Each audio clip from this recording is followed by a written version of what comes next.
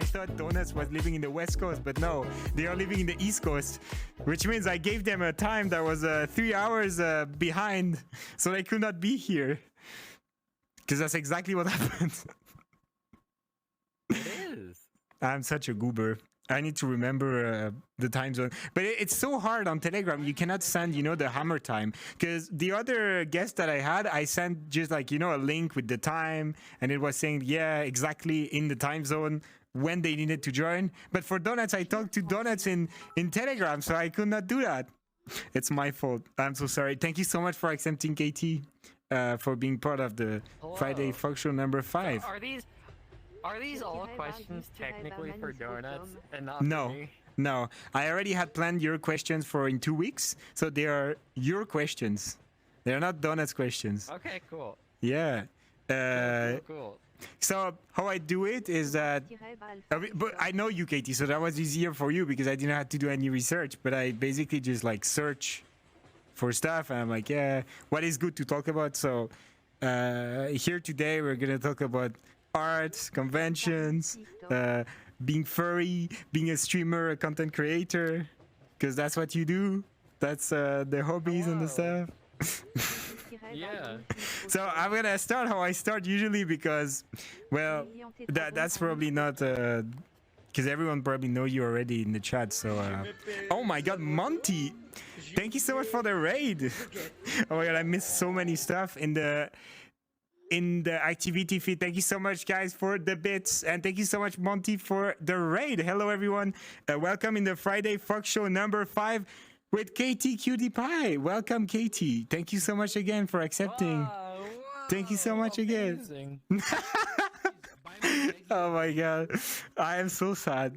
I'm so sad. I messaged you and like, I'm sorry. That's all right. Thank you so much for accepting. Thank you so much, KT. Once again, you saved my life. I really appreciate it. So, in case you don't know, KT, furry streamer, content creator, member of Team Pogger, and also my friend, a big Finnick.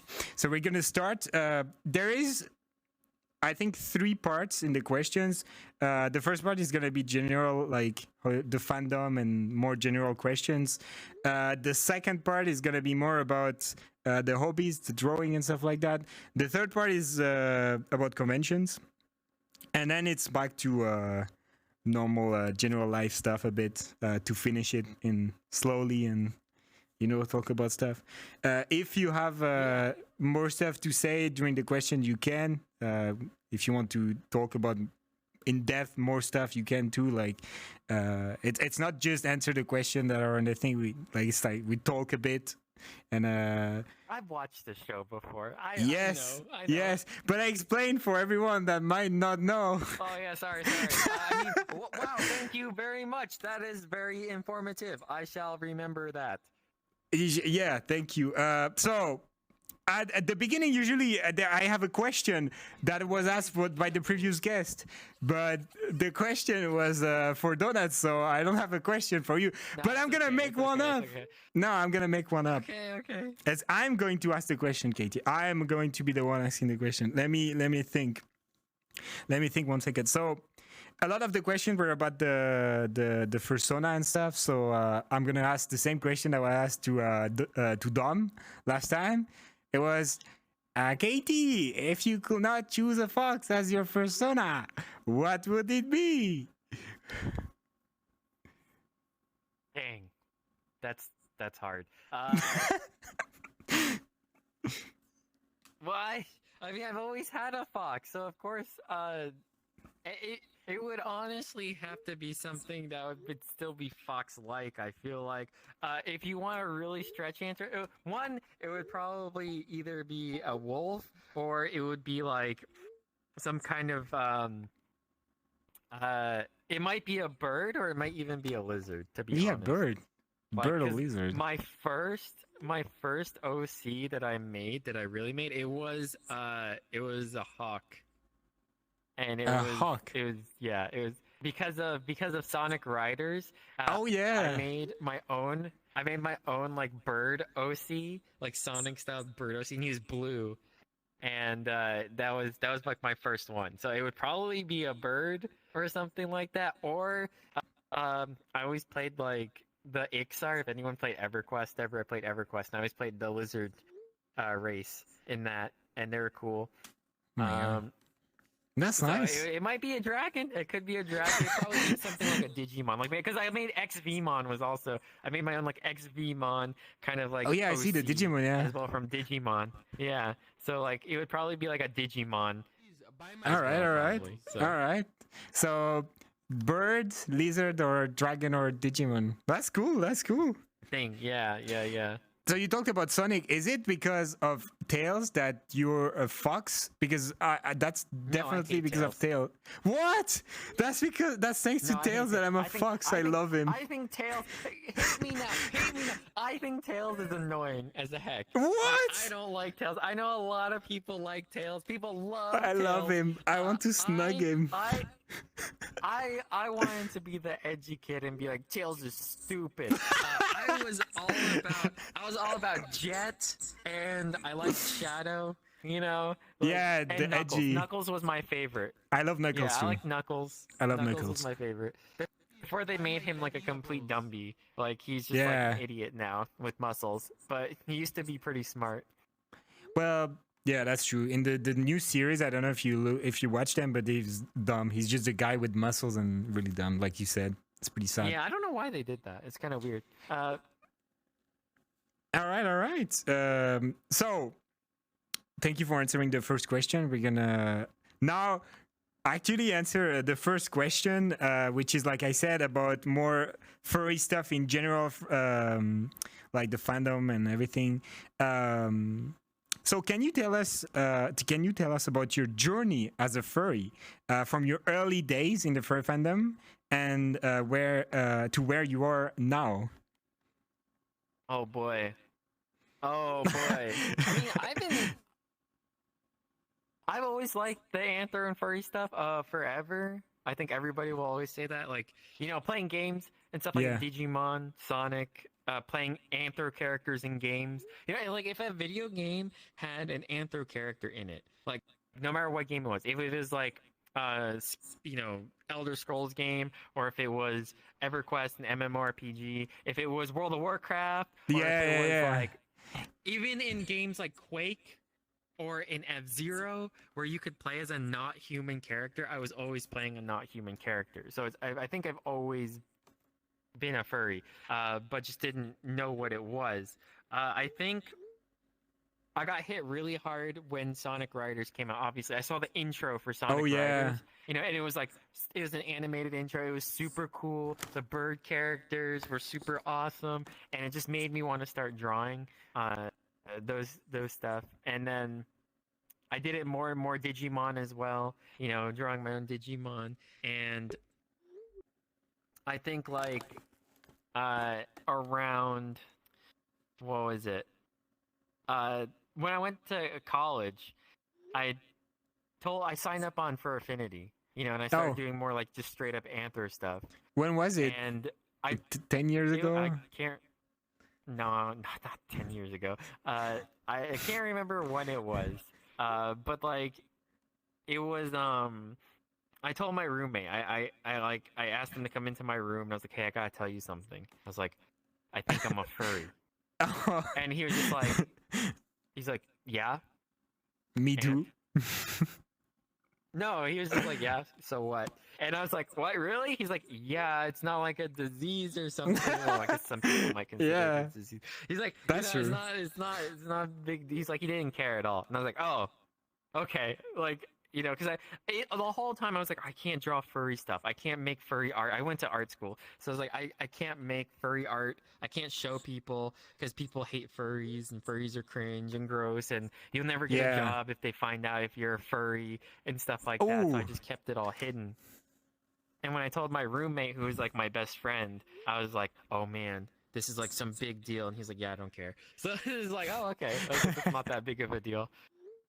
All right.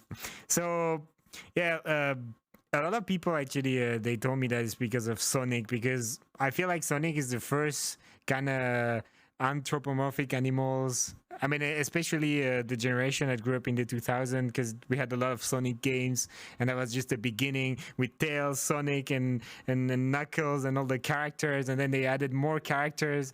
I think, yeah, I joined the fandom too because of Sonic at the beginning, because I loved the Sonic vibes. I was like, wow, this is so me. I want to be in that world and stuff.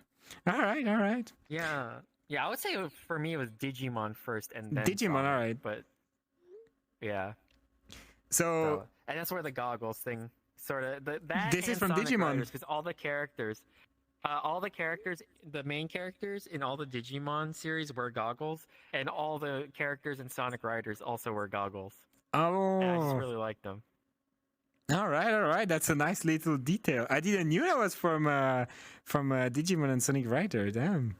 I saw the videos of Sonic Rider, but I didn't have the console to play Sonic Rider. I only had the PS2 when I was young, so I could not play it. To be perfectly honest, the game itself is not very good. I played it a lot.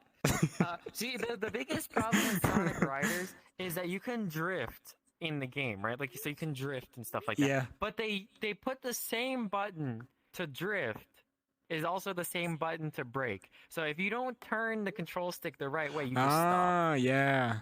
Was it? I think there was stupid. There was a inversion of the game on Nintendo DS, right? If I'm correct. I don't remember that. Or the There's 2, was it the Sonic Riders 2? games that I know about. I think I played it on Nintendo, on DS. It was I'm on not sure. It was on GameCube the first time I played, but it was for all systems. So it was like I think it was PS2, Xbox, and GameCube, and then they made a second one, which I never played. So I don't know anything about it. But that's basically it. All right. So yeah, thank you for answering that question. We are learning stuff on you because I didn't knew for the goggles. That's really nice. A lot of stuff. I like goggles. Yeah. Goggles are cool. They are really cool. They look really cool on you indeed. So we talked about the beginning in the fandom. I think I already heard you talk about the beginning of original fandom in one of your streams, or maybe we talked about it together, because I remember we did a stream like where we just talked about stuff for like 2 hours, and I was kind of the same subjects a bit. But it's nice to know a bit more, like for Affinity and stuff like that. I feel like for Affinity is like the entry point for a lot of furries, especially back in the days. You were a furry, and a lot of furries that I know, they consider them being a furry when they created a Fur Affinity account, because that was the hub at the beginning. That's what I do. Yeah. Yeah. But nowadays it's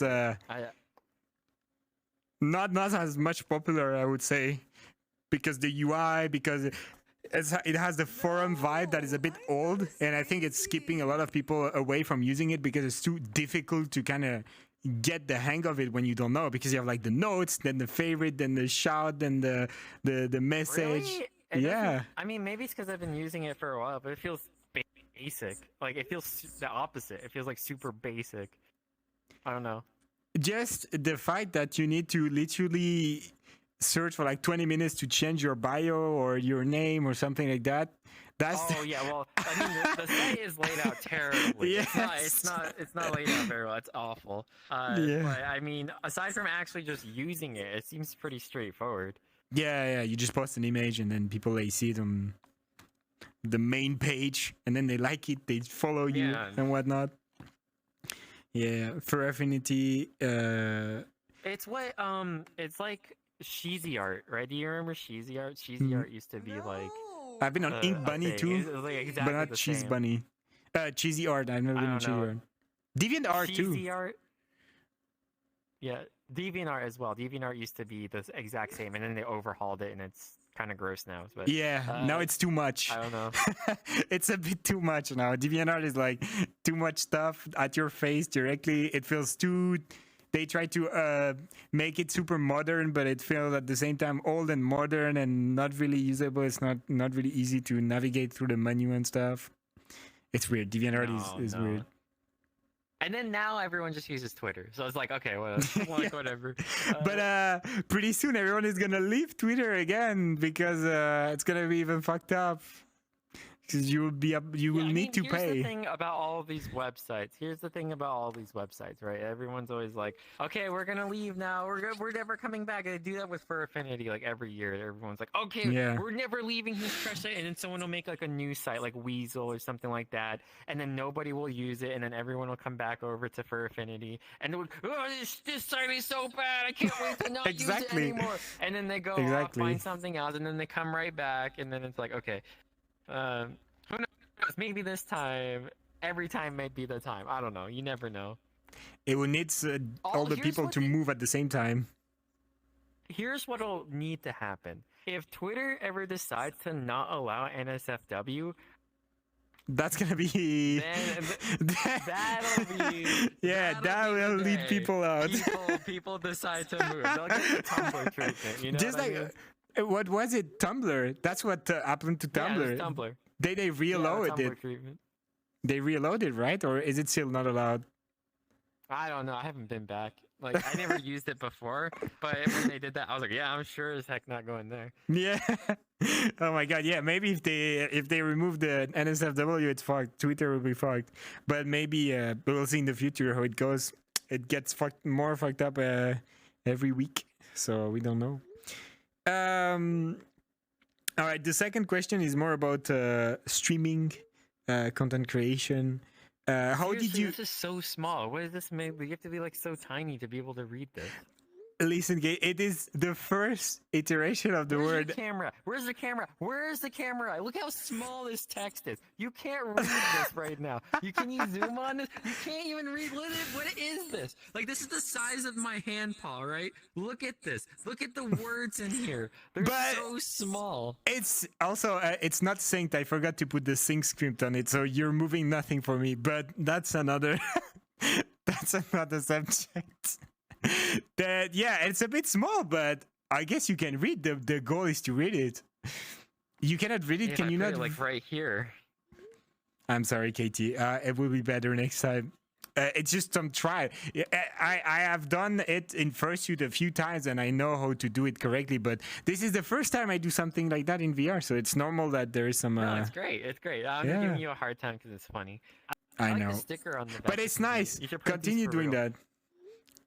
Because then at least you tell me what's wrong. You know, if you say, wow, such a great text, but you think, oh my God, I cannot read. I need to have big glasses. It's not helping. You're helping by saying the stuff like that. So thank you. Thank you for saying the stuff. Yeah. Wow. So the second question, how did you first get started with streaming and what inspired you to pursue it as a career? A lot of people in the chat, since you rated, they know already your story and stuff. But I think it's nice to hear it once again for everyone. How did I first get started with streaming? Yes. I was living in Sweden the last 3.5 years on a work visa, and I was working as basically a farmhand, driving tractors and doing weird farm jobs, and working in drywall factories and shoveling dirt and stuff like that. But during the winter, especially this is when Corona started, so a lot of jobs, like in Sweden, I have to say during in Sweden, it was perfect.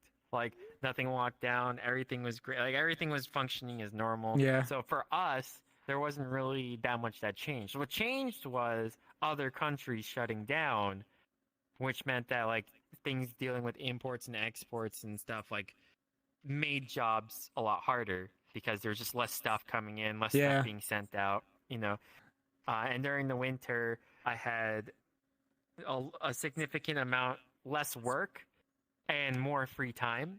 I started to feel pretty good about trying to get back into doing artwork, and I started trying to work on learning how to 3D model again. And I looked at VR chat specifically because I was like, I can learn how to 3D model and I can play with the model when I'm done making it. Yeah. You know? So I started watching Twitch streams for VR chat and getting involved in like different furry communities. I didn't even have a VR headset yet, and I just played in desktop mode for like 500 hours and stuff. Oh my God. And over the Christmas, we got extra money and we got a Ollie I was like, hey, he's the guy I lived with in Sweden. He's like, we gotta get VR headsets. And I was like, okay, so we got VR headsets. And then all I was doing was snow plowing, but snow plowing is so not reliable because it's gotta snow first. And if it doesn't snow, you don't You don't you don't work. have anything to do. Yeah.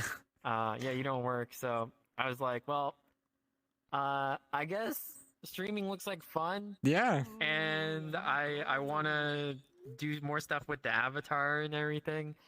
And so I was like, I'll just do that because I have free time. It's like, why not try it? I thought I was gonna be like, not get affiliate for like a whole month, you know, because you need 3 average Yeah. viewers and like 50 followers. I was like, well, that's not gonna happen anytime soon. So I'll just stream until the winter's over and the regular work starts, you know, and then I'll just go back to doing that. And then the stream did exceptionally well very quickly, and then we got partner within like 2.5 months.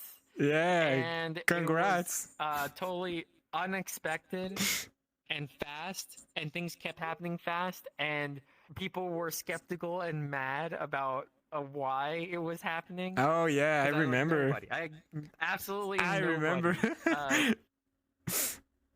And then it was, I don't know, and then I was like, well, I guess I'm gonna, because I realized it was special what was happening. Like, people stream for many years and they can still stream to like 3 to 10 people, Yeah. and then to have a stream come and have people stay around and everything. I was like, one, it was fun, and two, it was something special happening. So I was like, I gotta pay attention to it, and I gotta focus on like the stream becomes the high priority.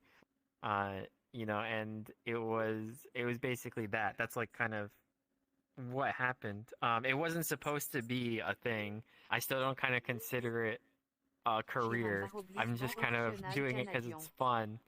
Yeah. and I'm breaking stuff all the time. So, and that's what's fun about it. Is because Yeah, exactly. It's the only thing I do now, right? I'm full-time streaming. Yeah. But I don't treat it like I don't treat it like it's all my money I must make the money. I must hustle. I must do all this stuff. I'm just still trying to have fun and be allowed to do it while That's the key point.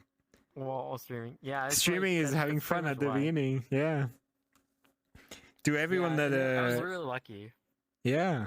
That's I remember at the beginning rating you thanks to another voice guy. I think it was in February, so that was like the month you started streaming. And yeah, you had something going on, and I was like, wow, that's so fun to watch Katie. Damn. And I'm glad with time we like became friends and all, because you're a really cool guy. I really like you very much. And yeah, congrats on that. Congrats on partner. Even though it's been 1 year now, right? Is it been Not 1 year? yet, almost. It's gonna be the No, birthday. not yet. Damn. It's gonna be 1 year. I think probably next month or something. Oh my god, that's nice. What was I gonna say? And yeah, so yeah, like you said, definitely to the new streamers that want to start streaming, the key point is to have fun. It doesn't work when you start streaming and you have something else in your mind. The key point is to do it because you have fun doing it and you want to create something. You want to just have fun, like you're here, you're having fun. If you start streaming and you start streaming and you have something behind your mind, you're like, yeah, I need to. Some people, they do it for the money, right? They do it for the fame. They're like, yeah, my goal is to be famous. Fuck streaming, I just want to be recognized and blah blah blah. And this is not how it works.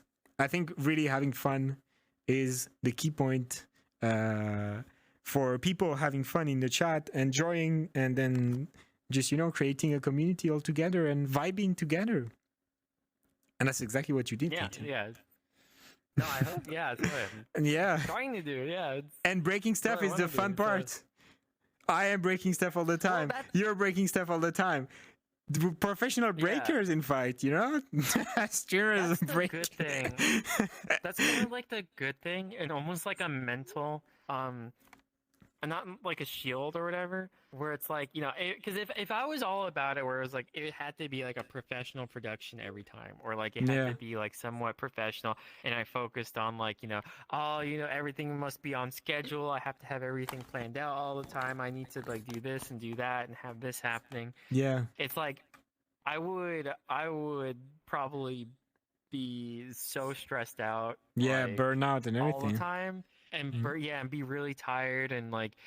Because right now, when stuff like when I first started, like when you first start streaming, you're like, oh shoot, like this isn't working. What do I do? What do I do? Now it's like, yeah, I just got bot rated by like 600 bots, and then Oh yeah. my program's all broke and my game crashed. I'm like, yeah, okay, that's sure, whatever, that's cool. Like, you know, Yeah, I feel it. It happened to.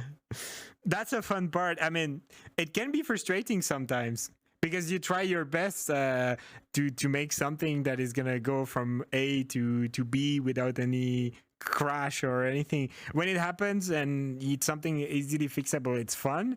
But I feel like when it's something that you cannot control, just like the bot rates, you know, you cannot control it. Yes, at the beginning it's fun, but when it happens every day, it's when it's starting to like kind of be on your mind and kind of like running in your head. Well, And I don't know. For me, it doesn't. Like, there's a point where, like, for a couple months, we were getting rated, like, bot rated, like, every day. yeah. And it was just at a certain point, it was just like, yeah, I don't care anymore. It's just like, okay, click, like, disable notifications. Okay, continue. You know, it was like just white noise.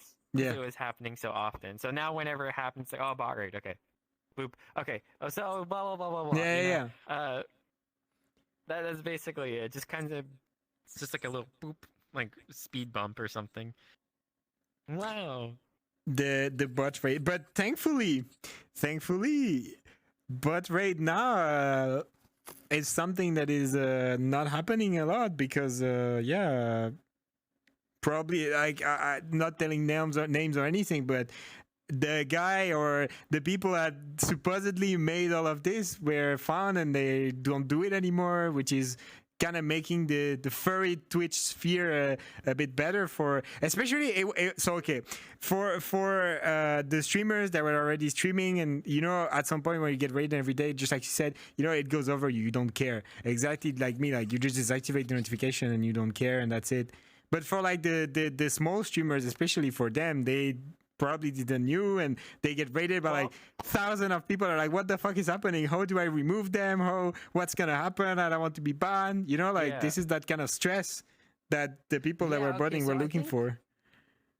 I think what happens is like when you go into it unknown, right? So like going back to your first streams or something like that, like the first like week or couple of streams, like it's scary because you don't Yeah. know what's gonna happen. You haven't experienced stuff. Stuff hasn't really gone wrong yet, and then you experience like your first raid, you experience your first, you know, stream crash, you experience your first troll or something like that, and you go through like every time you stream, you know, you don't know what's gonna happen, but something's gonna Yeah. happen, and then you'll get more experience from it. You have like a really bad stream, maybe like you lose your temper, maybe like you know, like something goes really awesome and something Yeah. really sick happens, you know, and you know, you kind of learn how to like adapt and kind of like what you'll do in a certain situation. Like bot raids, you know, you have a procedure, right? You have a procedure, you kind Yeah. of know how to handle it. It's not a mystery.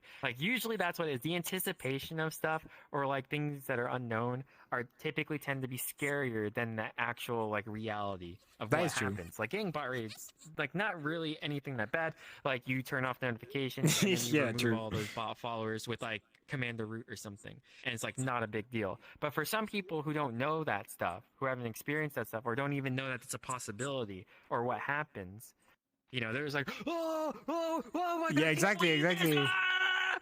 Exactly. Exactly. And maybe that's what the people that were doing it were looking for, but that's another question. Now it doesn't happen as often. We were happy about it.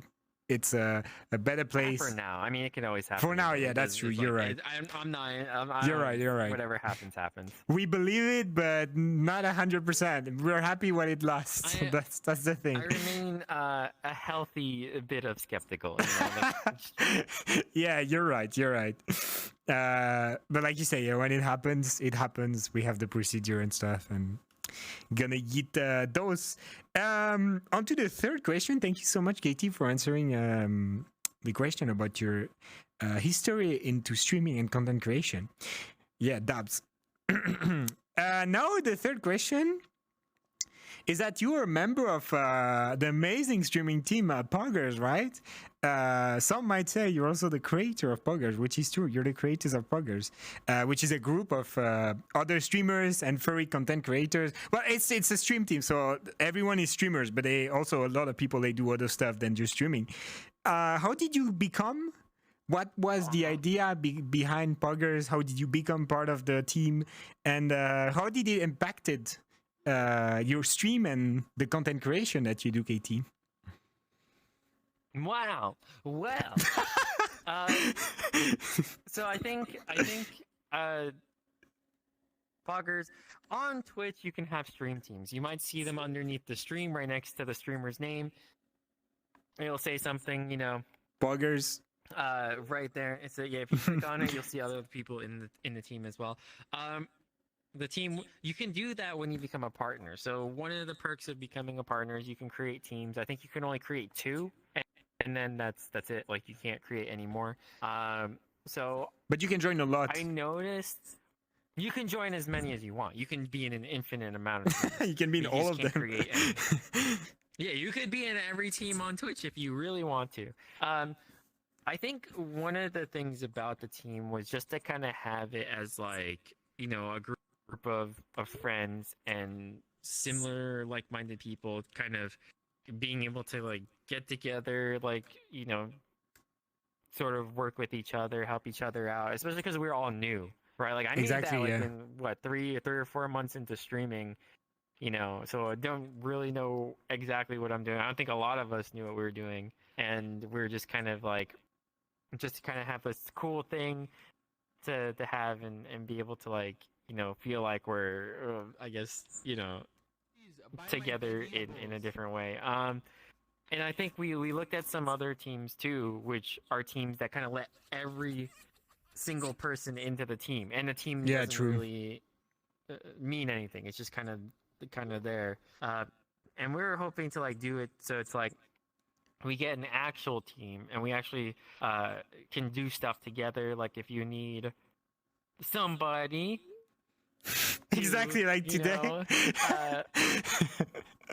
thank you so much again for being here. Like, yeah, so in case you don't know, I was supposed to be donuts today, so if anyone came for donuts, I'm sorry. But like there was a scheduling issue, and so Zav was like, fault. I need somebody help me, KT. So I was like, thank you so much for doing it, KT. I really appreciate it. No, it's fine. But that's kind of like the idea of the team. If somebody needs help, that like, you know, you can get some help from somebody or talk to somebody or do an event with someone. You know, a lot of guys are playing games together, doing in the past have done like, you know, events together, like Beat Saber, KTKO collabs. Was it that we did? Like the KO thing as well, or.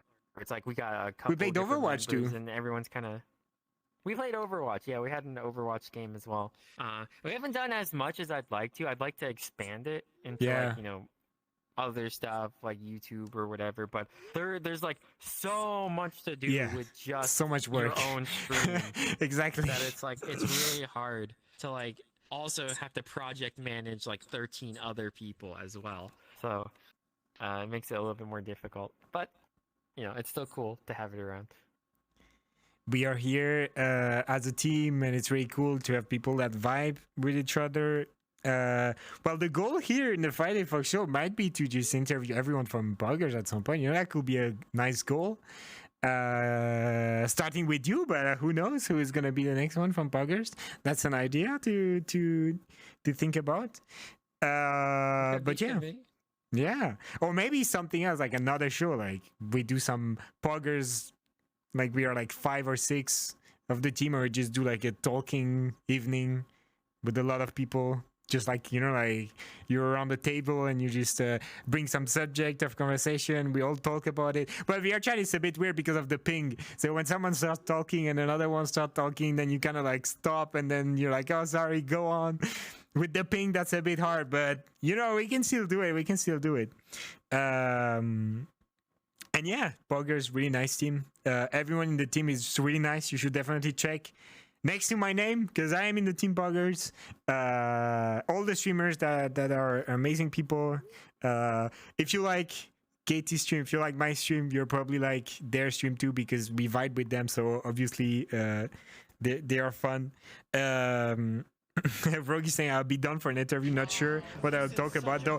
That's the thing. You don't have to think about what you will talk about, because that's my job. I find the questions. I found the question, I asked the question. You don't have to sit your butt, your fluffy butt, and then you answer the question. That's it is what it is. It is what it is. But yeah, thank you so much, Katie, for answering that question about the team Poggers. Amazing team, by the way. Really like it. Now onto the fourth question, which is more about your persona. So you have your persona, your avatar in VR chat is a Finnick. With super big ears, as I wrote in the question, as a signature part of your brand, which is a very fancy way of saying it. Yeah, that's a Finnick, right? You're Fennec, yeah, Finnick. Sorry, my English pronunciation is not the best. No. I'm still learning. Funny. You're a funny guy. You're a funny guy, Zev. You're behaving just like Editman now, making fun of me because of my accents. That's what Editman is always doing. Je ne sais pas. Wow, your ears, they're big now. Nice. How did you come up with the design of your Sona right now? And what does it represent to you? And also, why the big ears? Why the big ears? Why the big ears?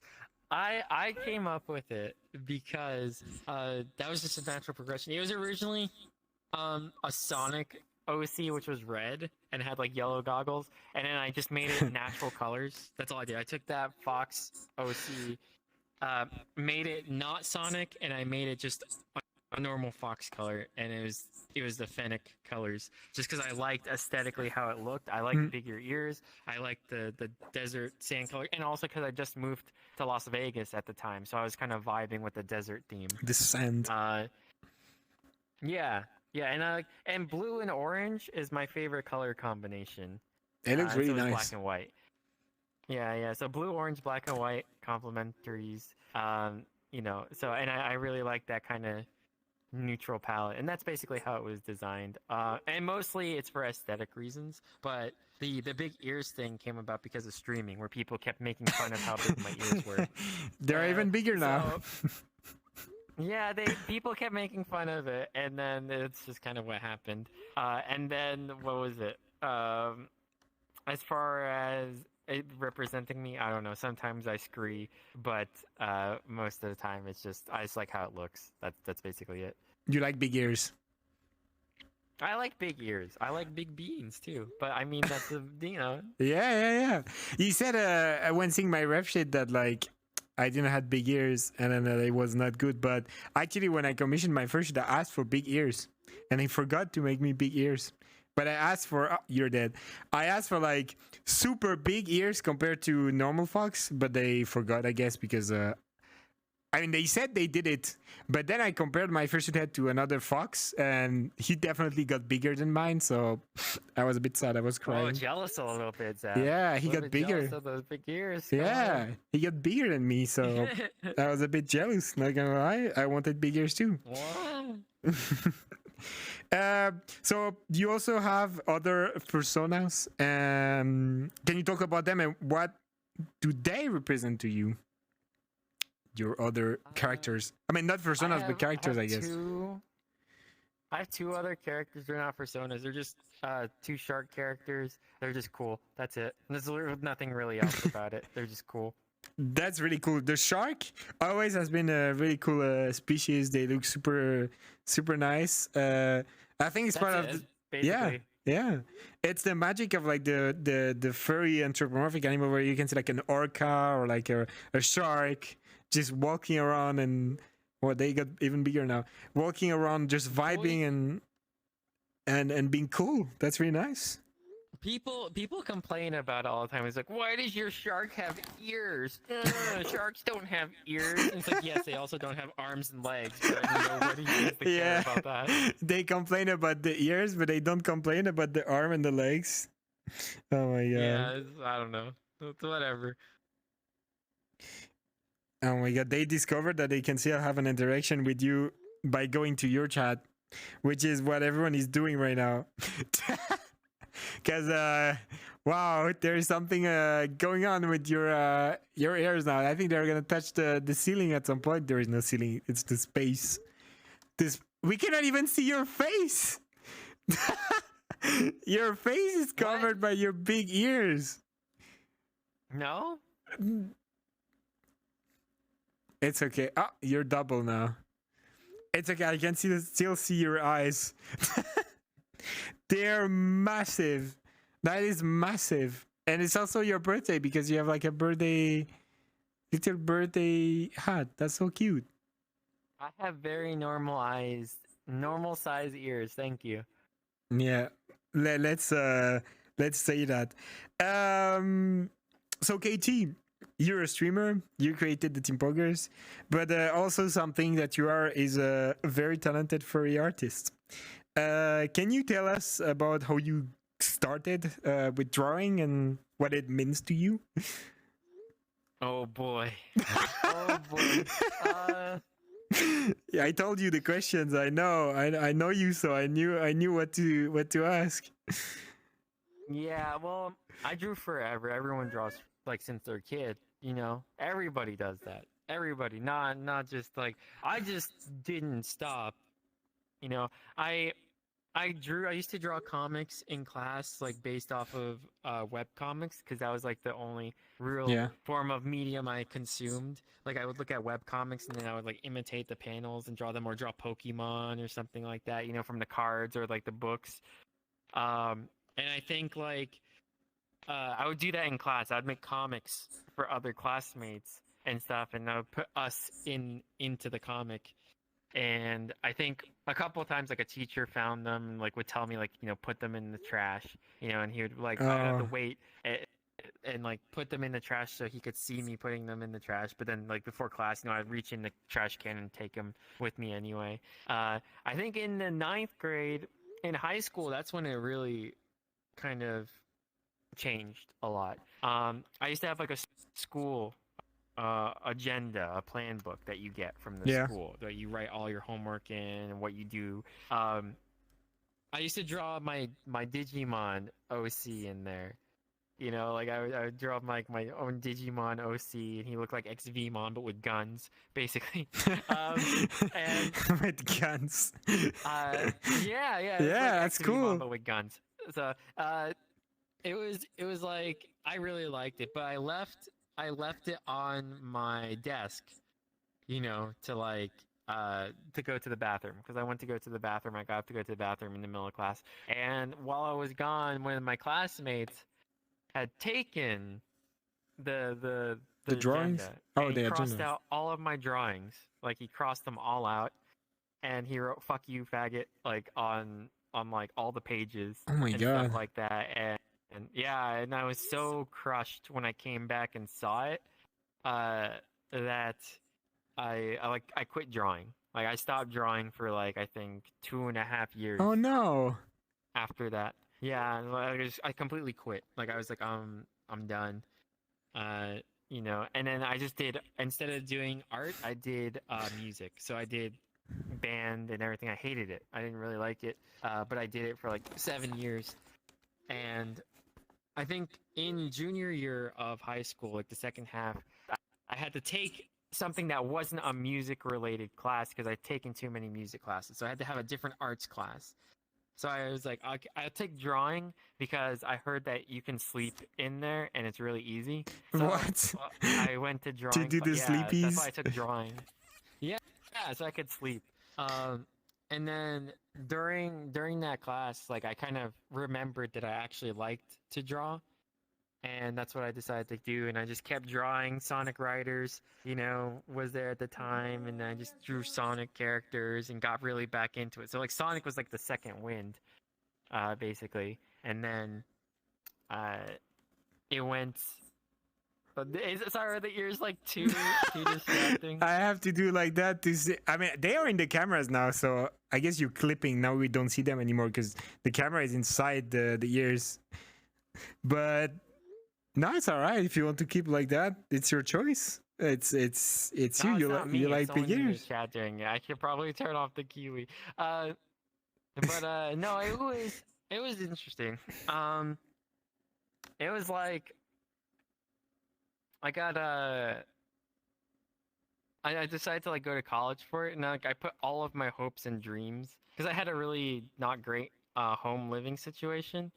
All right. So I decided to kind of work on art. I wanted to go to school to become an animator, like really bad. Like I was watching all the films, I was studying animation on my own, reading the books, and I went to art school. I went to college, and I didn't have anyone telling me that going to college was like not worth it. But I eventually went to art school. The first school I went to was terrible. I transferred into a second art college, which was really expensive. And I didn't get the major I wanted, so I wanted to drop out. But then the financial people convinced me to stay by signing a bunch of loans. Oh. And yeah, and it was like, it was really, it kind of sucked. And I think for the next 4 years, I was surrounded by really talented people. I went to like a really good art school, and I was surrounded by like really talented people, and I was the only person like not kind of doing what they wanted to do. And the closer I got towards graduation, the more I knew I was going to come out of school without the skills I wanted and in a ton of debt.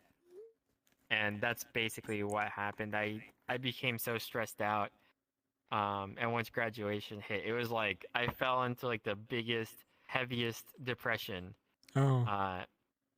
ever. Like it was really bad. I was having seizures all the time because I was so stressed out. I was not able to eat. I didn't do anything for 2 years except play World of Warcraft and Team Fortress 2. Like I literally would play all day until 4 a.m., go to sleep, and play again. Like I did not move from my chair. And eventually I tried to get better. Like I finally felt good enough after 2 years of doing that to like try and fix things. And that's kind of what I did was I tried to get a job, like any job, and I tried to, start exercising and Yeah. uh, doing things like that. But my love for doing art was pretty much destroyed. Like it was really rough. Like I didn't tell everything, but like it was really Yeah. bad. And I have now still some weird PTSD when I try to draw. All right. Which is why I've been trying to do it on stream lately, is to try to like overcome it, because Yeah, I get little by really little. self-conscious. Yeah. Like, and that was the thing when I started too, when I was in like the really bad depression, was, you know, just tried to keep in my mind was like one day at a time, like, and I knew I was like, it's gonna take a long time, and it starts with one day at a time, so, um, and eventually, like, I did start doing more random jobs. I started making some money, but then I started working out finally, and then everything, all that stress for years caught up to me, and then I had heart failure. Uh, and I had like basically a heart attack essentially because of all the stress that had happened over the years, and that wasn't so great. And especially after that, I just kept trying to like improve and get better, mentally first, and also physically, and then but and always trying to go back to art, but never able to do it. Like that's the one thing that I haven't really been able to kind of repair yet, which is like the passion and desire to kind of go back to like doing art full time. So a lot of people are asking me a lot, like, you know, when are you going to do commissions? When are you going to open up for that stuff? And I want to, like, I want to make art for people. I want Mhm. to, you know, do those kinds of things. But I feel like for me, it becomes so painful to do it. Like, even if I'm doing a gift for somebody, you know, sometimes it gets a little bit painful. It happened like 2 weeks ago, I think, on stream where it got really painful for me. Uh, you know, and that wasn't so great. Or like a couple weeks, like a month ago or so. Today was great. You know, like I had a lot of fun. Yeah. Just trying to come at it like, you know, just starting over, trying not to be so precious, trying not to make things so perfect, you know, and kind of just accepting like where I'm at. You know, like I'm not the greatest. People tell me I'm good and stuff like that, but it's like, you know, I know it's like I have a lot of work to do, but I'm trying to make sure I'm having fun with it because the thing about Yeah, that's the streaming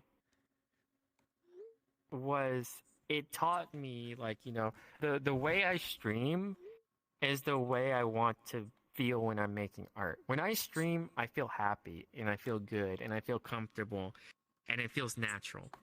And I want that same feeling when I make art. And I feel like I'm not there yet.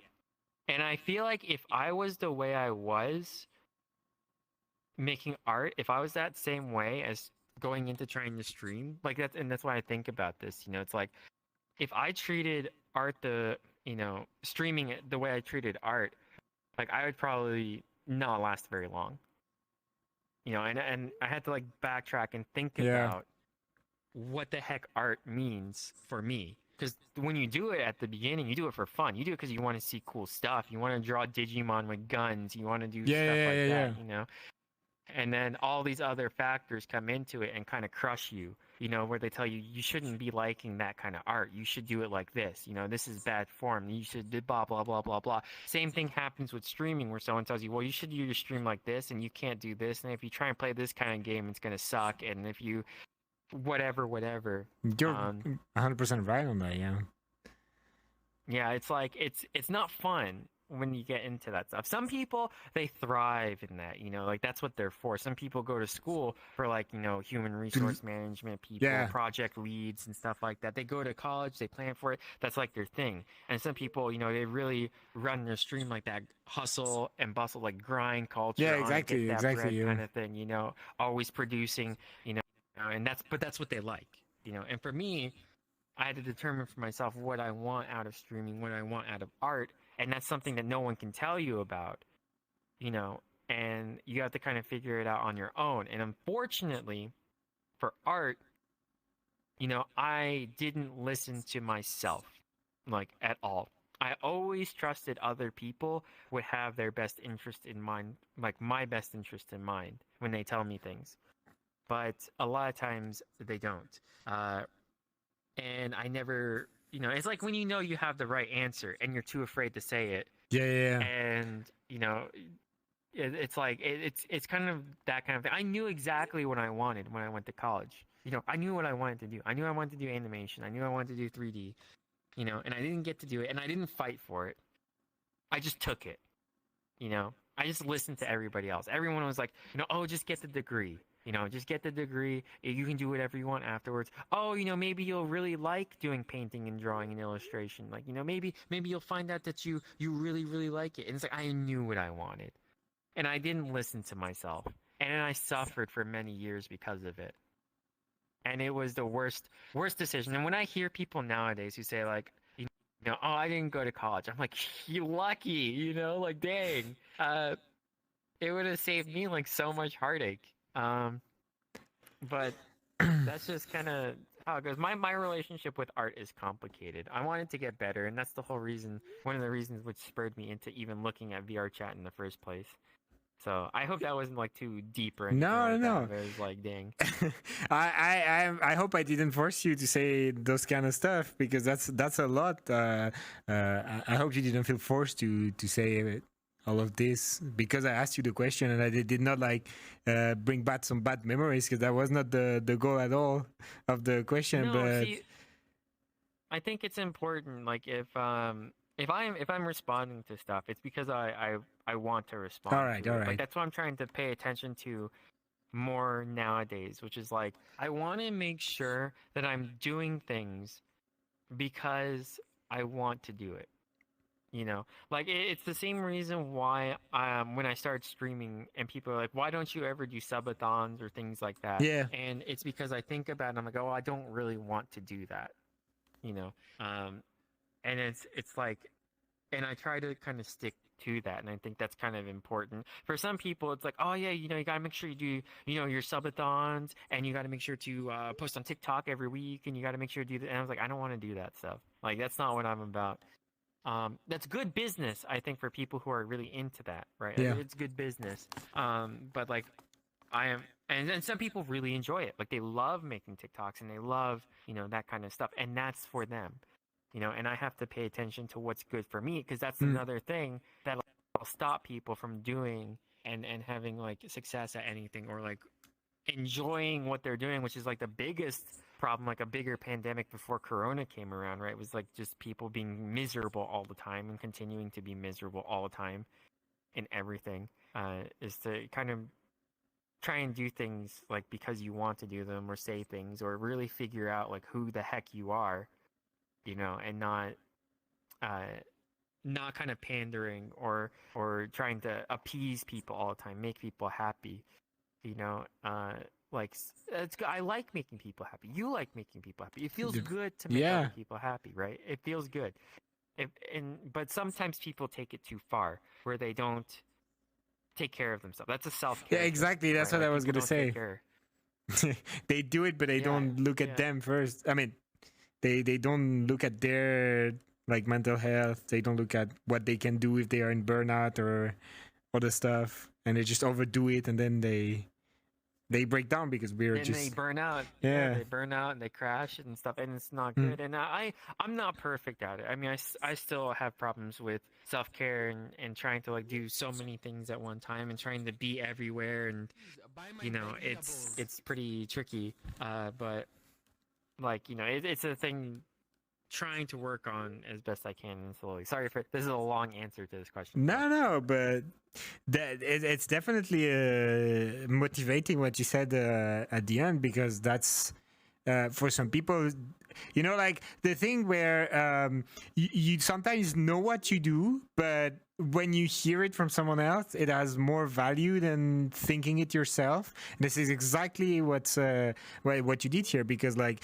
I feel like a lot of people, they know that, you know, because that seems so you know, oh my god, what's the word for that? That seems so logical to think that, be like, yeah, I do what I want because it makes me happy, and I do not stay miserable on something that I don't like doing all my life. But sometimes it's good to just have someone telling it to you, and that's, thank you for that. Yeah. That's Yeah, I mean, just a note on that. Like, there's an idea in art, and this is maybe one of the decent things I learned in art was like when you're painting or drawing something, you have to be ready to kind of like, you know, destroy the project or the piece and rebuild it. You know, it's the same thing for a lot of things, right? Like you kind of tear your muscles up for them to grow bigger. yeah, Right? Like no pain, exactly. no gain, or whatever. Like Yeah. you experience problems on stream, and you know you get that stuff, and it makes you stronger in the future to how to deal with those problems when they come up again or in a different form. You know, like all these things. You know, the difficult stuff, like you don't want to go through it. Like it would be great if everything was nice all the time, Yeah, but like exactly. that stuff is invaluable. When stuff is going wrong, it's like what they say, it's like when you really learn the most, you know. And stuff is going wrong all the time, like, you know, like all the time something is broken, something Yeah. blah blah blah. So I can't, you know, it's amazing, like but it's definitely the best for like personal growth. And for I think some people in other grind sets, you know, where they're just like they're focused on the result, you know, they don't that's that kind of stuff is like that doesn't make them money, you know, like that's like, oh, I'm losing money or whatever because of those kinds of things, you know. They don't care about really the that kind of growth. They care about the The kind of growth, financial, you know. the cash. Yeah, and that's the thing too. Some people really want that final result, and especially in drawing too. Like you want that finished picture. And But at that's like what if it's a cost? career, that's what that does, right? Yeah, like that. But that's what a career does, right? Yeah. Like you really have to you really focus more on results rather than the experience. And that's what the great thing about doing stuff for fun is that you have the experience becomes what you're after, the Yeah. experience of streaming, and not the result of like having 20 million viewers and like a gamer fuel sponsorship and Yeah. whatever kind of a thing. And like I said, some people really want that, and that's totally fine. Like, but like for me, and I think for the average person, who does anything mildly creative, I think it makes more sense. Do what you want, right? And that's sometimes really, really difficult. So, Banana, hi, what's up, Zach? Yeah, there is a something that it makes me think about is just like for example, I have interviewed Kai Eski that was doing 3D modeling. I mean, he's still doing it, but he did some 3D models for VRChat avatars, like fully custom, and he learned that skill during COVID. Like it started from zero. He just typed on YouTube how to 3D models for VRChat, and that's how he learned. And he said in the when I interviewed him that his goal now is not to be doing VRChat avatars anymore, but that his goal is to become an animator for a big studio, for example, Pixar or like Disney or something like that. And what the story that you just said makes me think about, like, isn't it when your goal is to make it as a job, that's when it start being less fun, and when you start having more expectation, that's when you start being stressed about stuff that you were not stressed before. Like just like for Yeah, you were starting just drawing Digimons in class, and then I feel like the art school kind of like wanted to format you of a way of drawing that is good for companies and making money, but yeah, not good in the way that you intended to draw at the beginning, which was just for fun. Because even after art school, if it was good, you would have continued to do art for fun and drawing furries, like that was the goal for you, right? yeah. I don't think Basically, yeah. you didn't want it to be like Pixar or work for Pokemon and draw cards, or you just wanted to draw what you like drawing, No, but with more technique. Maybe that that's was your goal. that's what happened was I made the mistake of being like, well, I think I need to go to college to be able to do this because I don't, everyone wants to improve on their craft, right? So I was like, oh, this is how you improve it. And you're really, I'm competitive too. Like, you're Yeah, really good if you're an animator for Pixar or Disney or whatever, And I was like, yeah, so my goal should be to be an animator for Disney and Pixar, and that means I will be good at what I do, which is completely wrong way to think about it. yeah, And that was the biggest mistake I think I made. And because to animate for a lot of those companies, you do have to kind of format yourself to the way they yeah, do things, exactly. and it may not be the way you do things. And it may not be the stuff you want to do either. Like, I don't care about animating people, or random objects like a vacuum cleaner, right? I Yeah, don't care about those kinds of things. Like, I don't want to model that kind of stuff. Maybe if it's a prop, it would be whatever. But like, I don't really care about that stuff. I don't want to spend my time doing that stuff. I want to just make furries, and that's yeah. it. So I should just do that. But But you were you learning know, how to, like, you were forced to learn how to animate a vacuum cleaner, and that was not the right thing. That was not an yeah, example. That was just an example, but that's the yeah, summing up of the stuff. You were yeah. learning Basically, stuff that you didn't like. I brought art that I liked, Yeah, like, yeah. to my teacher, and he literally looked at it and was like, "You don't like this stuff, do you?" And I was like, "What?" Like, Oh no. and he was like a really well-respected like illustrator. Oh my And I god. think I remember that, and that kind of killed me. I was like, dang, like, I was like, well, I guess Oh, I didn't fight either. I was like, well, I that's so guess I don't, sad. They must know that they have so much you know, like the teachers, they must know that they have, like, you know, some kind of power on their student when saying stuff. It's just not you say word and you're like, oh no, but I was not thinking that, you know. It's like if they say stuff like that, it might impact you for your whole life, because that's I think it so depends crazy on the individual. Maybe they were not meant to be a teacher. They were not meant to be a teacher. It depends maybe on the individual. Like, there are some people who are really, like, you know, stubborn about what they want, right? Yeah. Like, no, I want this. Like, you know, I want, and those people, you love them or hate them, they tend to get what they want usually, right? And if they can't get what they want, they do things in order to get what they want. And that's kind of like a nice thing about it. Sometimes it goes a little bit too far, and then they don't care how they get what they want, right? Like, they'll just go over everybody and just kind of, you know, so there's like both ends of it, right? Where it's like you're a little bit too stubborn, and then sometimes you're a little bit too exactly. And it goes along with that too, like with trusting people, you know, people's opinions, right? Like, so if I wanted to, like, say I wanted to stream a game, and this actually happened, I wanted to stream a game, and some people, some friends, like, I have, you know, friends who are moderators, you know, they told me, like, hey, you know, you shouldn't do this thing when you stream, because it, you know, probably won't be good. And in my head, I already know, like, well, no, I think it'll be fine, you know. But then I want to make sure that I'm respecting my friend, you know, and being like, well, okay, I'll do what you say, you know. And then it's like, dang, why did I do that? I shouldn't have listened to that, you know. Even though I like that person and I respect their opinions, I should have been like, no, I'm gonna do it this way, and then find out what the consequences are myself. But it's hard to do that. It's hard to do that. Yeah. It's easy to think about it, people, right? But yeah, exactly. Like, you respect people. If you ask me to do something, if it's something that I can do, even if I don't want to do it, I'll be kind of forced to be in your side, because, you know, I respect you and I want to help you in how I can. And it's hard to, even if it sounds easy to say, like, yeah, no, I will just listen to my head.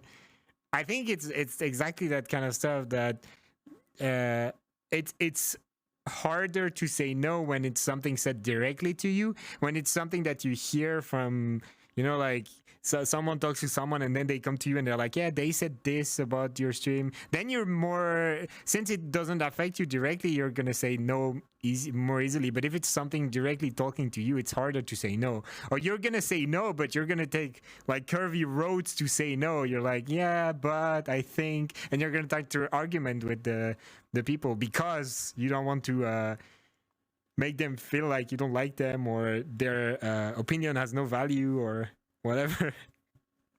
Yeah. I mean, it's like when a random, you know, random person you don't know says, like, you're shit, you know, it's like, okay, cool. But then it's you don't when care. Someone who you actually value, when you respect somebody, when you value them, and then they tell you you're shit, and it's like, exactly. I was gonna do that. Like, it breaks your heart. You're like, nah. No, I feel you. All right. Thank you so much for opening like that. That was really. I mean, I think a lot of stuff that you said, I had the need to listen, like, especially the stuff that you said about listening to what you want to do and stuff like that. And thank you so much for that. And I think it helped some people in the chat too. It's nice sometimes to, even if you know those kind of stuff, to have someone telling them to you. That's the magic of talking and listening. And thank you so much, Blue Boxy, for the raid. I didn't miss the raid. We were just in the middle of a conversation. Thank you so much. Welcome, Raiders, in the Friday function number 5 with Katie. Katie here. Wow, Katie, you're so cool. So, thank you so much for answering that question.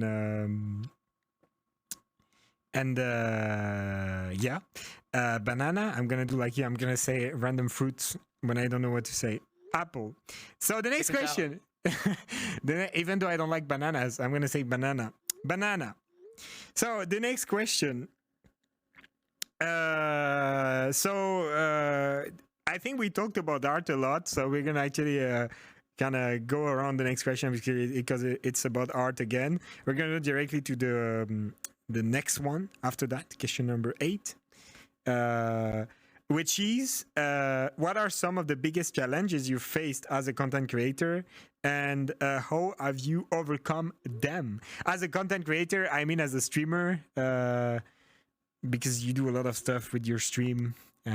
You're trying to create a lot of stuff by yourself.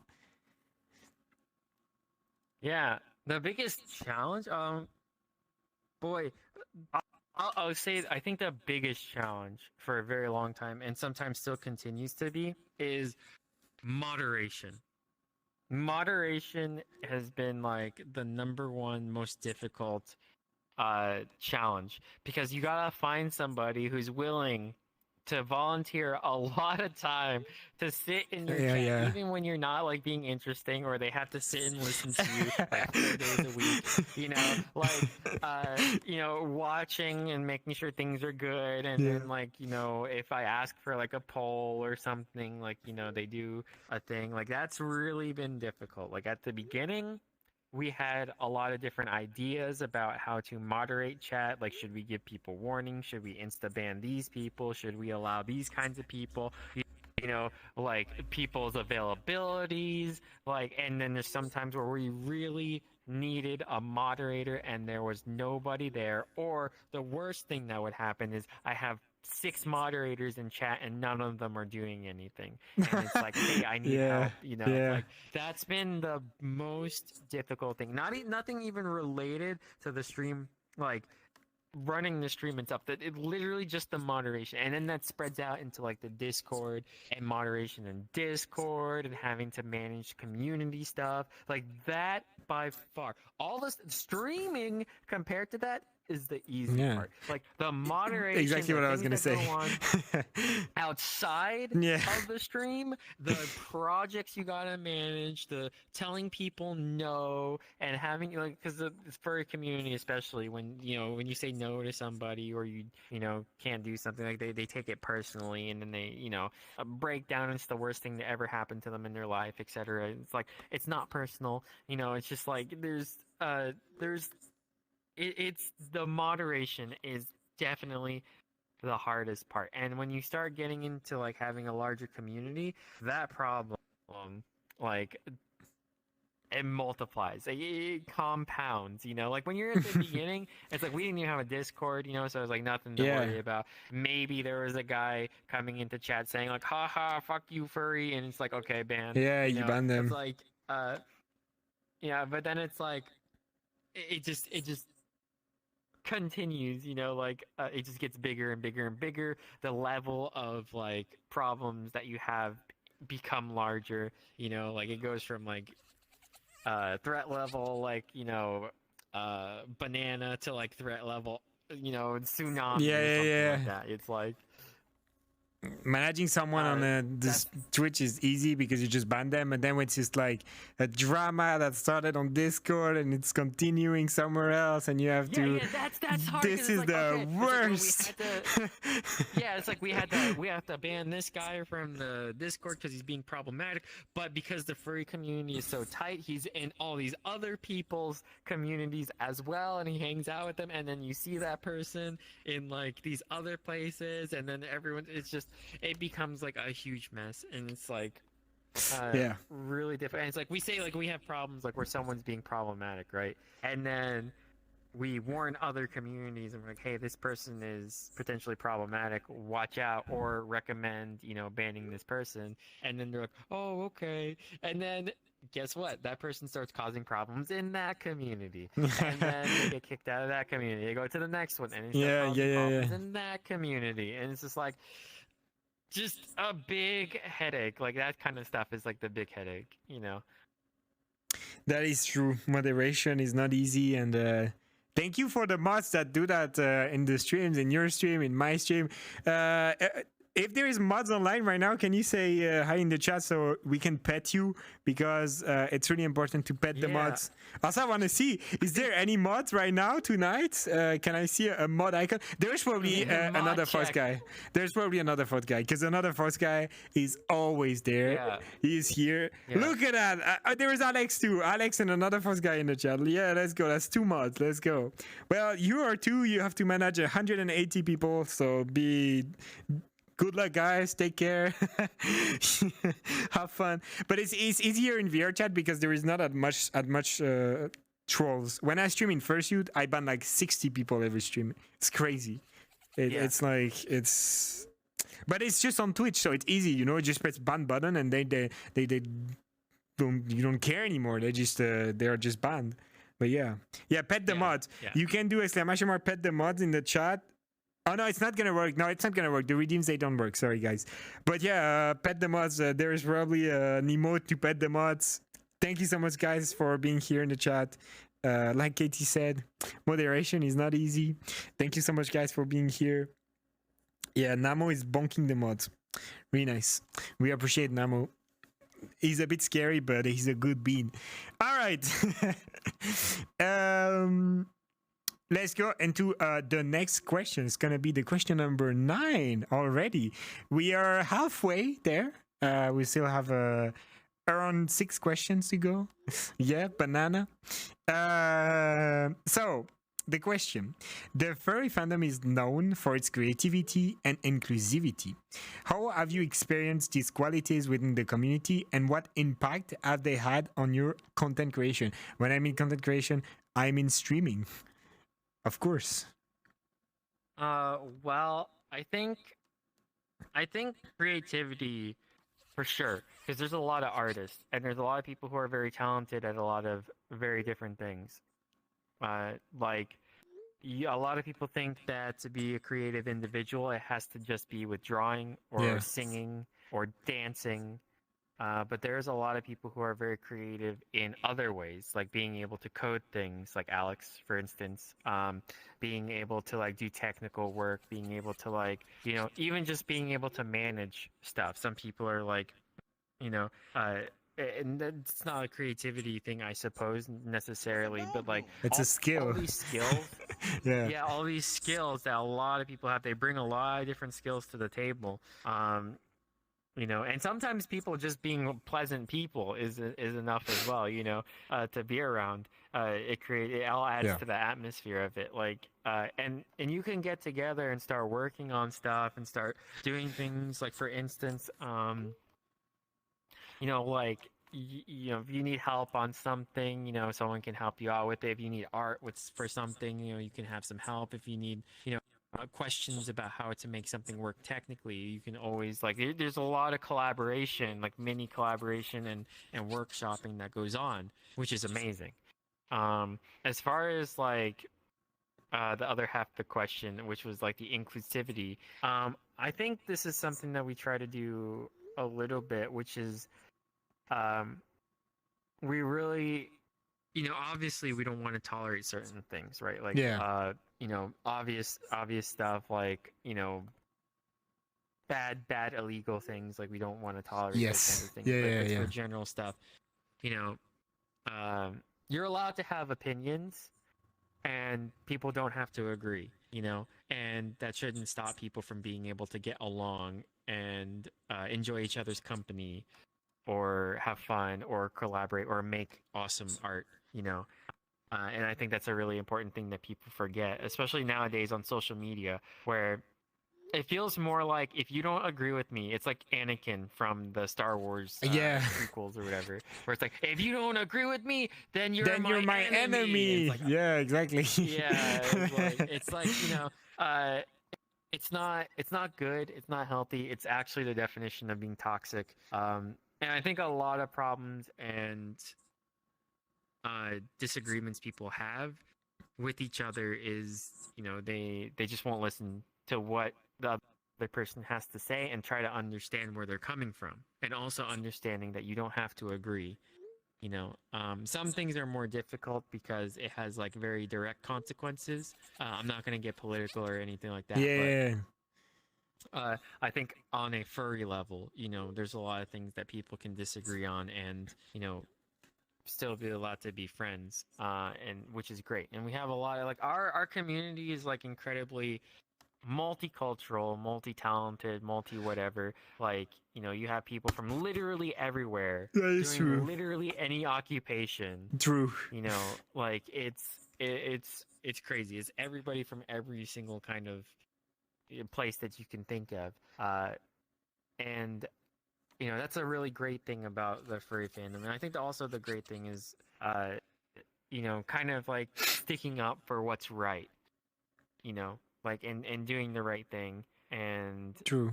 not tolerating certain behavior, Yeah.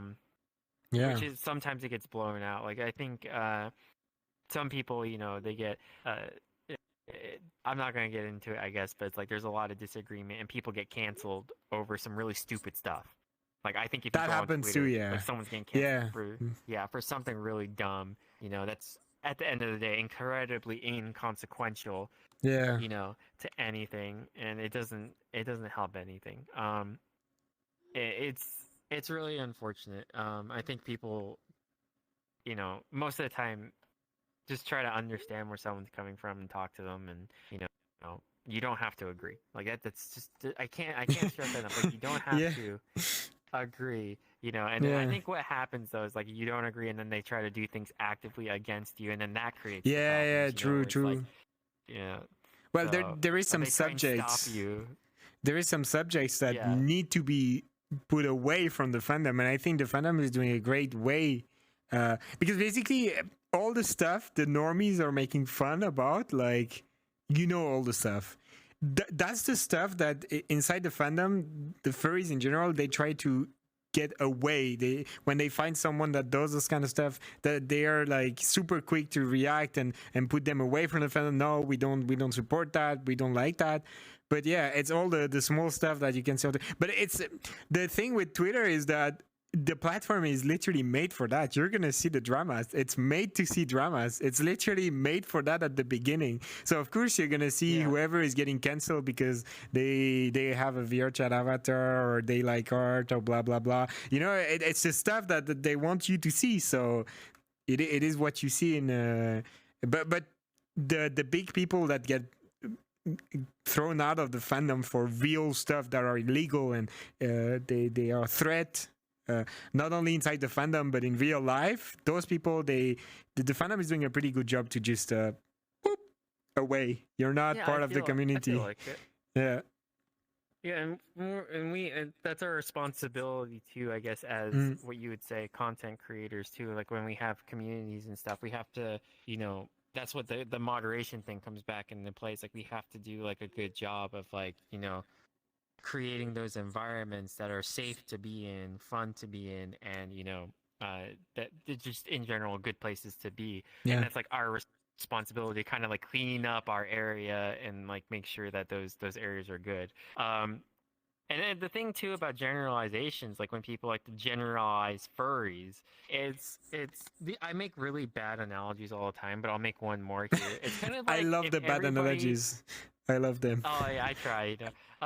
Like if some guy who really loves Metallica commits a crime, and then people are like, everybody who loves Metallica is troublemakers. So like, you saw that like way back in the day, where like people who listen to Marilyn Manson or something are all going to be like, evil people, demonic Satan worshippers or whatever. And it's like, you gotta blame, like, that's what it is. I gotta blame somebody, and it's like a blanket kind of a thing, and just, I don't know, it's just stupid. Yeah.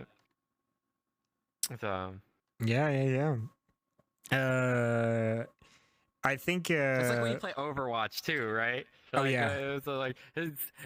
we're losing. I have to blame somebody. Let's blame that guy, right? Like, you're so bad. Uninstall, right? That's true.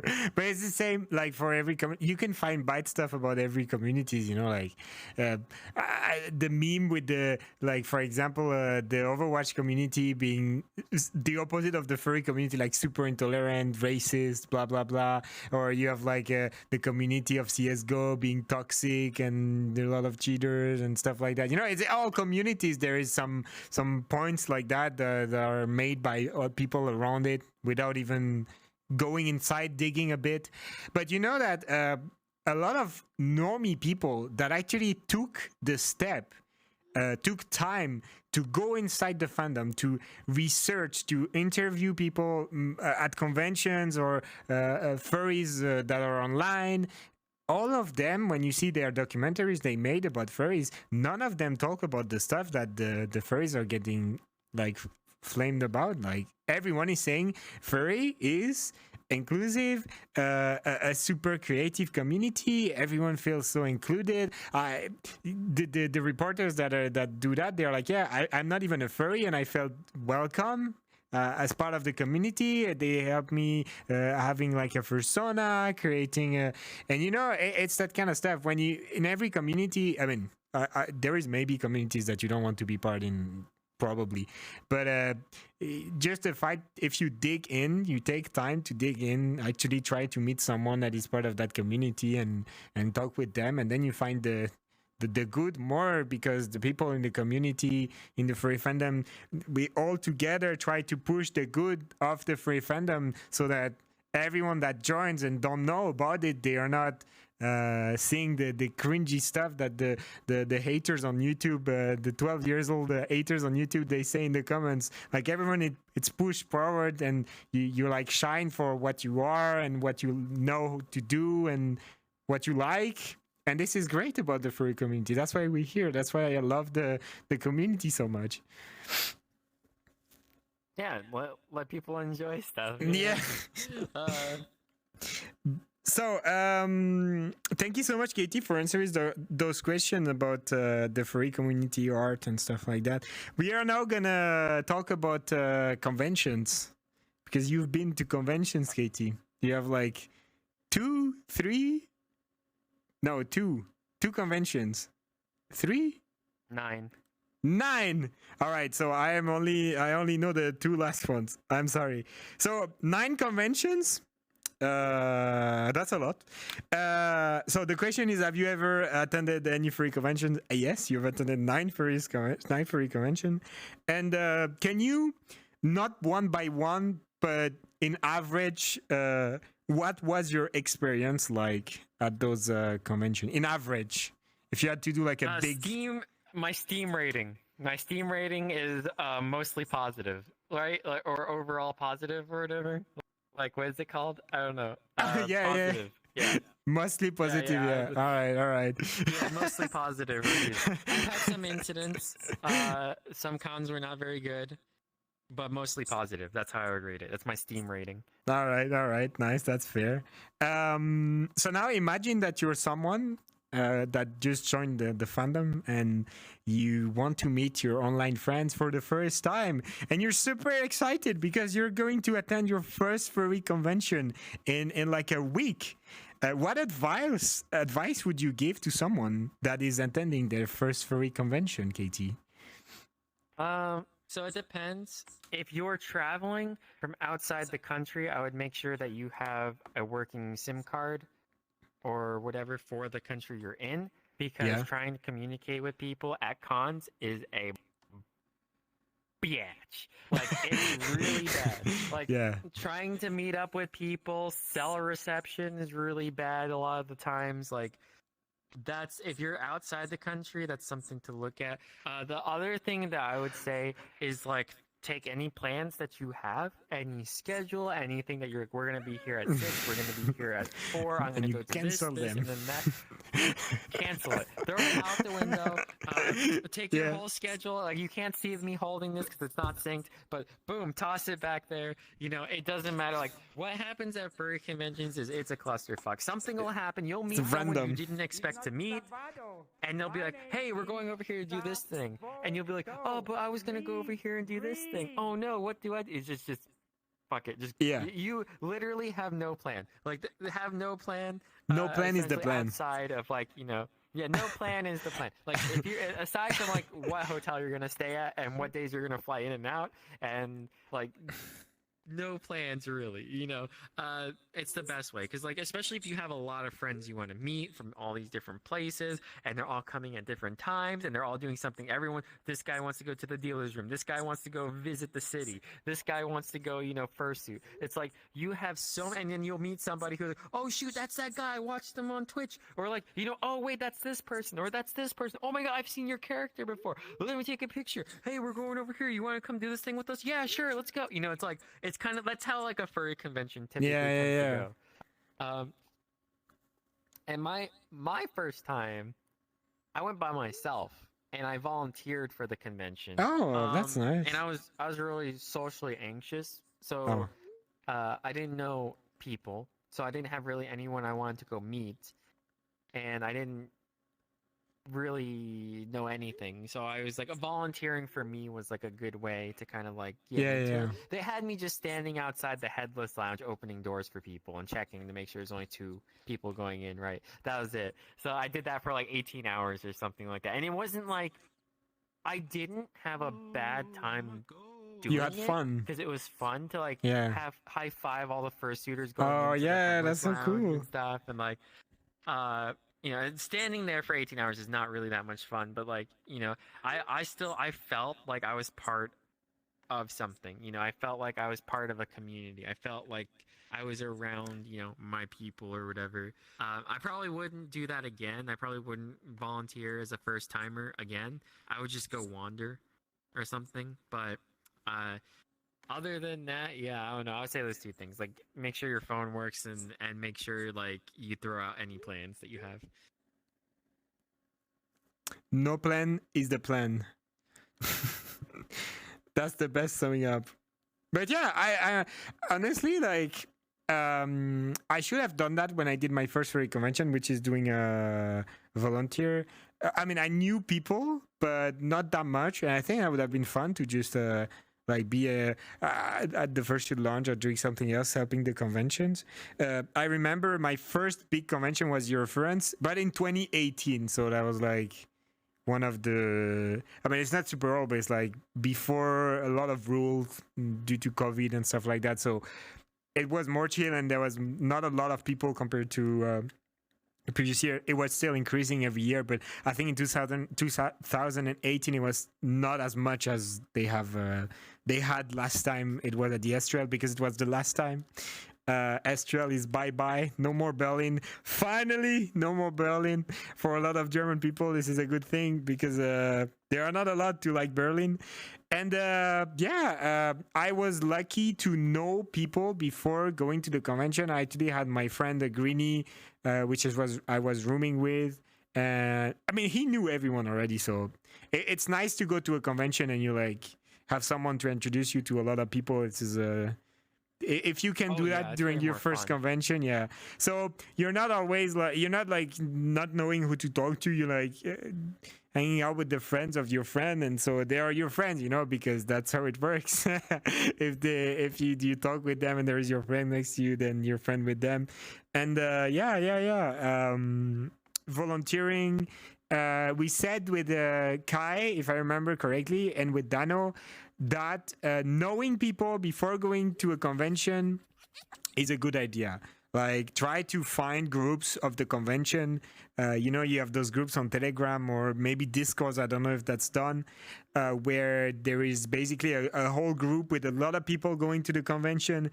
And if you can talk in that group to get to know a few people before going. So if you really know no one, it's good that you know some people before going, so you can try to meet them and organize stuff. And yes, do you want to add something, Katie? I think, yeah, I remember at the first con I went to, since I didn't know anyone, I just talked to whoever looked interesting, and there was this like older dude, probably like in his 50s, and he was like really just like kind of, I don't know, like he had like a shopping cart full of like plushies or something, and I was like Yeah. really curious as to like what the heck that was about. And I walked up to him and I was like, "Hey, what's this?" And he was just like, I kind of was, honestly, I was like a little bit creeped out because like took a plushie and he started like making like, "Oh, look at this stuff. We got a little, Boo over here, he's a little fox." And I was like, this guy is crazy, and like I didn't want to just like walk away from him,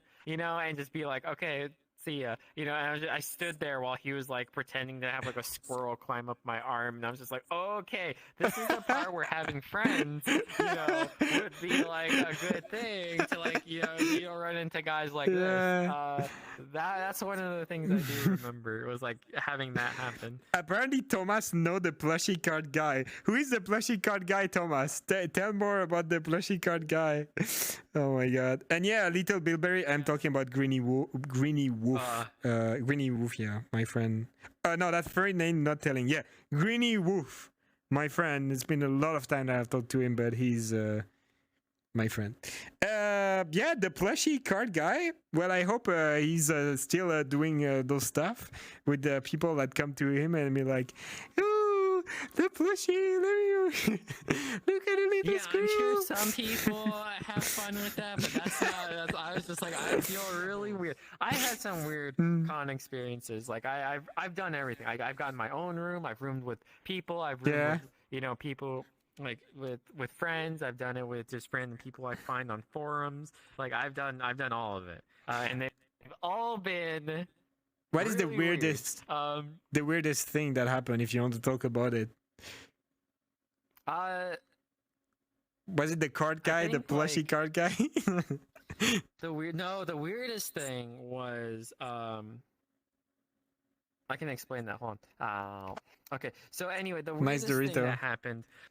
Yeah, thank you. The weirdest thing that happened was I was supposed to go to the con with my roommate. I had a roommate who was like a furry artist. Everybody loved him. He was kind of a dickbag. But I had a problem. I had a big problem. So we were supposed to go to the con. Yeah. And 2 months out, he was like, "Oh, don't worry. I'll get us a room. I know people. This won't be a problem." And I think it was so I asked him 2 months out. Then I asked him 1 month out. Then I asked him 2 weeks out. Then I asked him the next week. Then I asked him 3 days before. Then I asked him the day of the con. And he still didn't have anybody. He's like, "Oh, yeah, sorry, I'm still looking." And it's like, we're supposed to drive up there. And I literally went online. I just saw a forum post. Some people had space for 2 in the room. I was like, I'm taking it. So we get up there. He doesn't have a driver's license, so I drove, us all the way up there. It was like a 4-hour drive. And we get there. These 2 guys we meet, they're like boyfriend and boyfriend or whatever and stuff. Yeah. So they're sharing a bed. And me and my roommate are sharing the other bed. And I think one day I was downstairs, I was in the dealer's, and I forgot my wallet, so I went back up to the room to get it. And oh no! These guys were, oh no! The door, and they're on top of each other in the bed doing stuff, and I was just like, "Let me get my wallet." And he sat up. The one guy sat up, who was on top, sat up in the bed and covered himself with the blankets immediately. And I just walked in, took your wallet, wallet, into my backpack, and got my wallet. Oh no! And I was just like, all right. Bye. Oh my god! That's not the weirdest thing that happened. Is it not? Oh my god! No, the weirdest thing that happened was again with my roommate at the same con but a different year. We were supposed to go together. And when we got there, we had this all set up with we were supposed to stay in a suite with a bunch of guys. Yeah. And they were gonna have room parties there and stuff like that. We got there, and because my roommate was such a popular artist, somebody had offered to give him a free room. And oh my god! He ditched me, and we were supposed to go half on the part of the suite, together, and he completely ditched me to get this free room, and just had me stay with these other guys I didn't know in this suite, and I was like, okay. And then so we got into the suite. The hotel apparently had overbooked the penthouse suites or whatever that we were supposed to, the original guy booked for. So we got 2 just normal hotel rooms that were connected by the door. So in the one room, in each room it had 2 beds, right? So in the room I was in, I had 2 beds to myself because my roommate was supposed to be there, but he was like, "Oh, I don't want to pay." So it was just me in that room, and then the other guys were in the other room. And when I would be gone, they would have all the alcohol and drinks and everything in their room, and they would open up the middle door and basically use my room as a place to, oh my god, random party guests that they had. I didn't know that until after the party. So I was at the party and like, "Hey, we're gonna have this party on one of the days. like we're gonna have a party and you're invited and stuff like that. So I went in there to have drinks and stuff. I Yeah. don't drink, and they kept trying to push drinks at me. Yeah. No, I'm sorry, I don't drink, and they're kind of getting upset that I wasn't taking the drinks and stuff. And so I was sitting on the side of one of the beds, and a guy comes up and he takes off his fursuit head, and he just looks at me. And he licks me across the face, like, like just licks me. Oh like, no! Across the face. And I was shocked. I was like completely shocked that someone would do that. What the fuck? I was just like, what? Yeah, I was like, what the fuck? And he's like, he licked me and he goes, "You're cute," and he lifts me up. What? And he takes me into the other room, my room, like my bed, right? And he like throws me down on the bed and gets on top of me. And I'm just like, and like somehow he had time to like put his head back on or something like that. And I was like, oh shit! What's gonna happen? Damn! Yeah, and I was like laying on the bed. There's this guy in the fursuit on top of me, and I'm like, oh man, like. And so I tried to think of something really quick, and around his neck he had that one of those air thingies, fans that you put in your fursuit mouth. They call it, I was like, oh hey, what's that thing? And he's like, what, this? Oh, it's my Pop-Tart. And I was like, oh, okay, does it work? And he's like, yeah, it works really good. And he put it in his mouth and was like showing how it worked. And I was like, yeah, that's awesome. And I slid out from under him and was like, I gotta go, bye. And I like went out the door and left and like went downstairs. Oh my god. And it was just, yeah, it was so awkward. Like, I came back later that night to that room. And on the bed there was a vibrator that was left there. Oh no! And I was just like, yeah, and I was just like, oh come on, guys! Like it didn't like it was really like super cringy and awkward and stuff. And, rooming with random people. Like, that's not the right thing to do. The guys who were in charge of the room, like they kind of like apologized to me like afterwards. Oh, like, hey, sorry about that, and stuff like. But. It was that was the weirdest thing, and there's just some really crazy parties that happen in some of the rooms true. cons, like some really crazy stuff. But yeah. Anyway, let's continue. Hi, how's it going, Zav? I don't think I've had. Now that I think about it, because you talk about weird experience, I feel like I have to tell one too. Nothing is near as weird, I mean, as crazy as you said. Like this is, I think you're not lucky that the stuff like that happened to you, and especially stuff like this, like, so like it's not just someone talking to you and saying something weird, it's like someone licking you in the face. That's so weird. If I had to think about something weird that happened to me, it was at the French convention.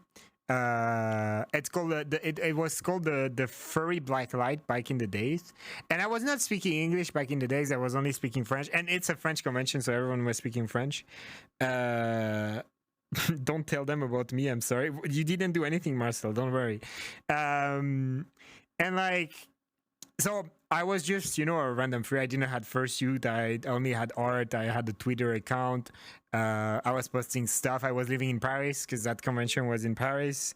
And there was a guy that still to that day, I don't know who it was. The guy randomly came in front of me and was like, oh, are you Xavoto? I was like, yeah. And then he looks at me from up and down and he was like, oh, that's bad. And he's gone. And I don't know who is that guy. And I never met him again during the whole convention. That's it. Oh, that's the weirdest. And that's it? Yeah, that's the weirdest thing that happened to me. Yeah. He looked at me like from bottom to top and was like, oh, that's bad. And he just left. And I stayed like that in shock. I was like, what did I do? What did I do to deserve that? Yeah, that's not as wild as you, but definitely, I mean, I hope I will not have any weird. In fursuit, the weirdest thing that happened is a drunk friend I mean, at least I knew the guy, but he was really drunk and he started like grabbing me and touching me in places he shouldn't have. And I was like, bro, what are you doing? That's the weirdest thing that happened in fursuit. But you know, at least I mean, at least I knew them. No, that was not appropriate. But you know, it's not like it was someone random just coming at me and be like, the dude was super drunk. Even though being drunk doesn't excuse that, I'm like, all right. He very apologetic the next day, so you know you can let that sink in. Yeah, there's some weird stuff. Oh, yes. But most of the time, guys, don't be scared of furry conventions, because that's like 1% of the convention. Not even 1%. It's just some events, but most of the time you have fun. You meet new people. You do the panels when there is panels. You go see the stuff that you like. Like the art stuff that happened. It was like I wasn't going with people I knew. I didn't, you know. It was like it was just kind of like on my own with strangers, and it's like, yes, that's the thing. Yeah, there. It's crazy that some people are so open with like people that they don't know. Like, if it was me being someone, and I would never lick someone in the face if I didn't know them, even if that was like you know, how is it possible that some people they feel so easygoing with some people? I think that it depends on the environment, because I was in a room party, and I think their expectation was that everybody in that room was knowing what they were signing up for. I was a random guy that just got invited. Yeah. So I didn't know what kind of room party this was. So to be fair to that guy, he's probably like, you know, thinking like that's what that party was for, you know, and I was just there. So unfortunate being here at the wrong place. Right place, wrong time. Right place, wrong time. Thank you for answering. The next question, you probably know the answer, is do you know the 6-to-1 rule at the convention? Salt. Yeah, of course, I know it. What is it, Katie? Can you tell the class what is the 6-to-1 rule? All right. 6 hours of sleep, 21 meals a day. Correct. 21 meals a day. You need to eat at least every hours. That's a lot. You have to eat. You have to keep the metabolism going. Oh my god! Burn that fat. Yeah. That's what you gotta do. You gotta have 21 meals a day. You will see, KT. I mean, no, you know already probably, but like when you're a fursuiter, it's more like 6-to-5, 6-to-6, more than 6-to-1, because it means 6 hours of sleep minimum, 2 meals and 1 shower. Usually, I say it all the time, but for the meals, it's really simple. If you're in a venue that has a breakfast, you try to wake up before the end of the breakfast. You take a big breakfast, so you're ready for the whole day. If you don't take like lunch, it's all right. You have a big breakfast, and then you eat dinner. That's usually how I did it at every convention I went to. That's usually how, when you fursuit a lot, what you do, because I know in the US it's not the same, but in Europe, you know it. At your friends, for example, you have snacks in the fursuit lounge. You have water, you have like Coke and whatever the salty drink is. They ran out a lot. Yes, like, they ran out of snacks all the time. But at least they have snacks, because I've had friends, especially Kai, when we talk about a convention, that told me that it's not something they do in the US, having drinks and snacks in the fursuit lounge, right? I mean, the most they'll usually have is water, and that's about it. Yeah. So if you're a fursuiter in Europe, you can get snacks, so that can like make more of your lunch and dinner and whatever. But yeah, in the US, you have to grab your own snacks. Have a little bag next to with you when you're fursuiting. Or if you're not fursuiting, then you can just go to the nearest McDonald's, because there is one every 10 meters. It's all right. Let's go. Not wrong. So we talked about the weirdest stuff that we lived at furry conventions, that you lived, Katie. So now we laugh about it, but I bet when it happened, it was something that probably it was scary, or a bit weird. But no, it wasn't the worst thing going on. It was okay.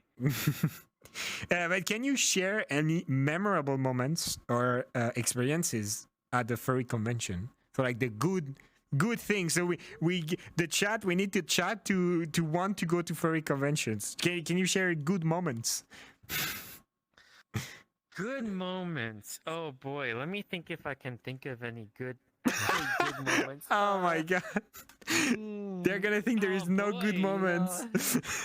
There aren't any really good moments, you know. I guess there's just not really. No. There's a lot of fun stuff. I mean, I think at my first con, I remember this one pretty hard. It's like there was a random fursuiter coming down the escalator, and I don't know who they were.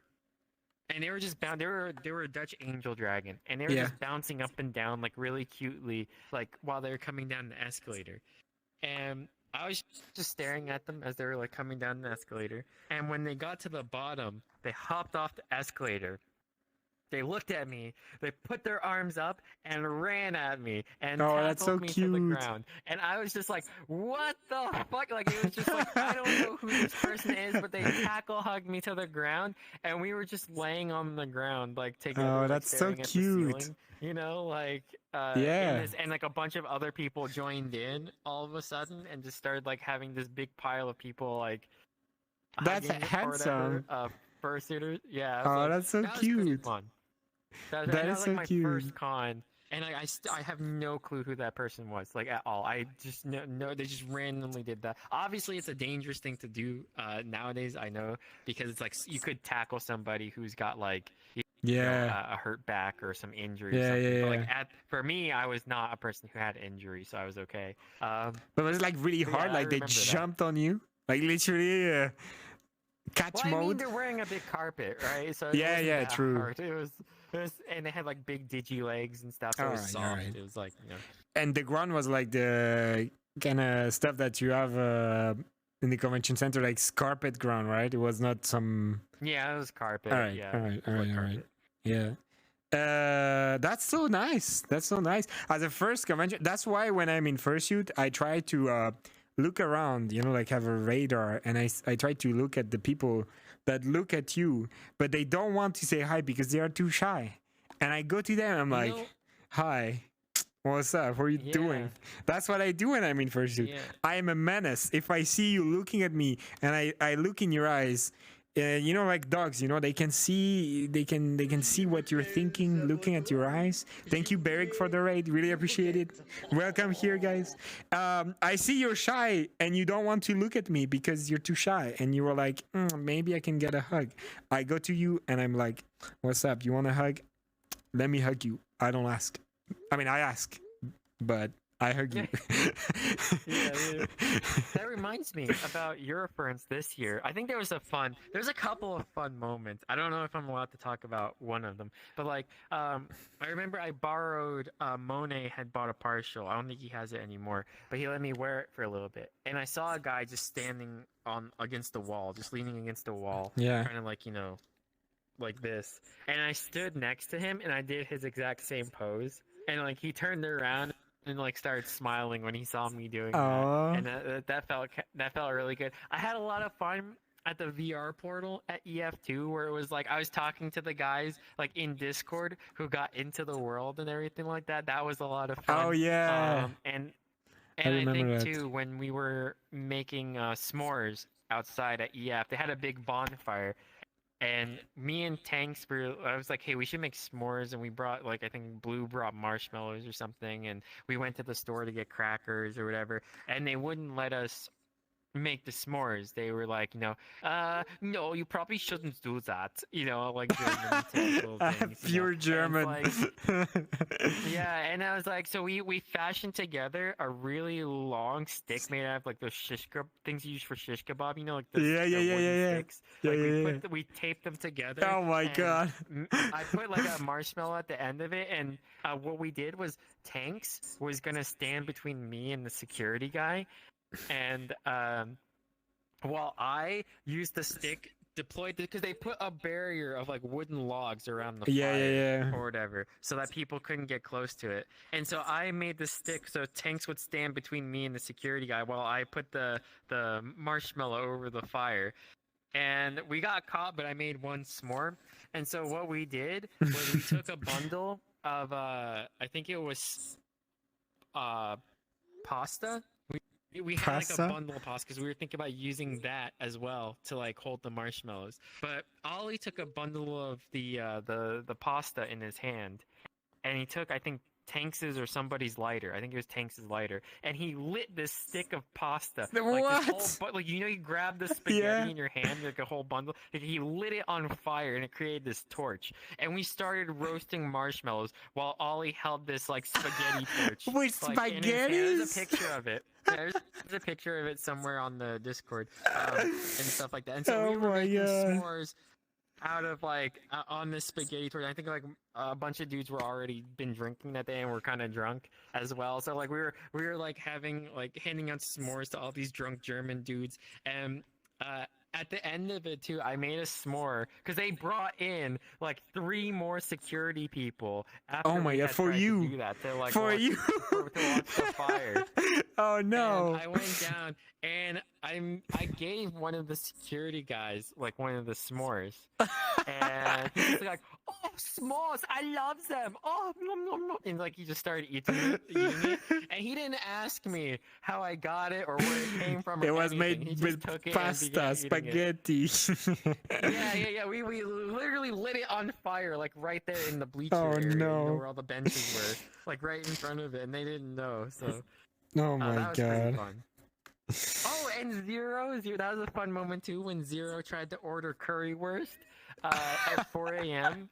down outside the train station. I have to tell this one because it's funny. Zero Zada, he edits videos sometimes for Fluffy Sasha, All right. Furry Foofy. And, All right. it was late and I wanted to go back to the hotel, but the trains weren't running anymore because Berlin sucks. And he was hungry, because he didn't want to just wait at the train station with me. So we went down to the currywurst stand that they had near the tracks.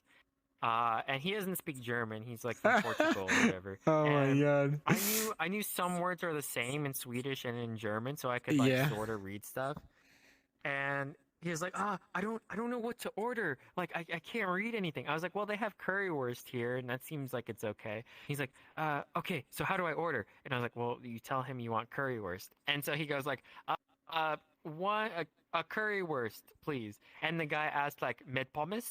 Like Yeah, with fries. with And fries, he's yeah. like, oh, what? He looked at me. He's like, what's he saying? Yeah, it's He's like- hard if you don't I speak go German. like, yeah, I was like, med pommes. Yeah, and he's like, ein, zwei, and he's like, oh, what's he saying? What's he saying? He's asking if we want one or two. Like, I was like, it's just one, please. And so he like goes to pay or whatever, and they don't take card, right? They only Yeah, try they to give never him the take card. And he's like, no, cash. He's like, cash. He's like, oh, where do I get cash? And the guy literally points behind him, and there's literally a big ATM machine yeah. that says cash on top of it. Yeah. It literally just Geld says cash. automat. And so he like runs across the street to try and get cash to pay for this currywurst. He's going, like to panicking Oh, and stuff like no. that, trying to get the cash. Oh, like, no, yeah, don't and, like, having to panic. go over like it was just it was just so funny. Like this whole ordeal just trying to order a currywurst at 4 a.m. Oh, It was pretty fun. I don't know. that's really fun, yeah. Even more fun when you don't speak German. Oh my God. I feel like, yeah, the fact that they don't take card everywhere is real pain in Germany, but it doesn't make It's a for real pain. tourism. I hate it. It doesn't make I it hate it. easy.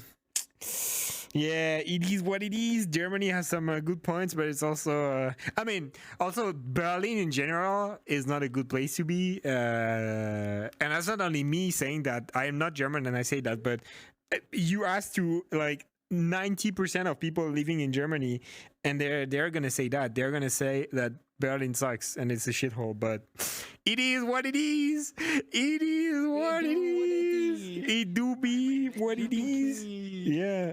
You think me one girl. So yeah.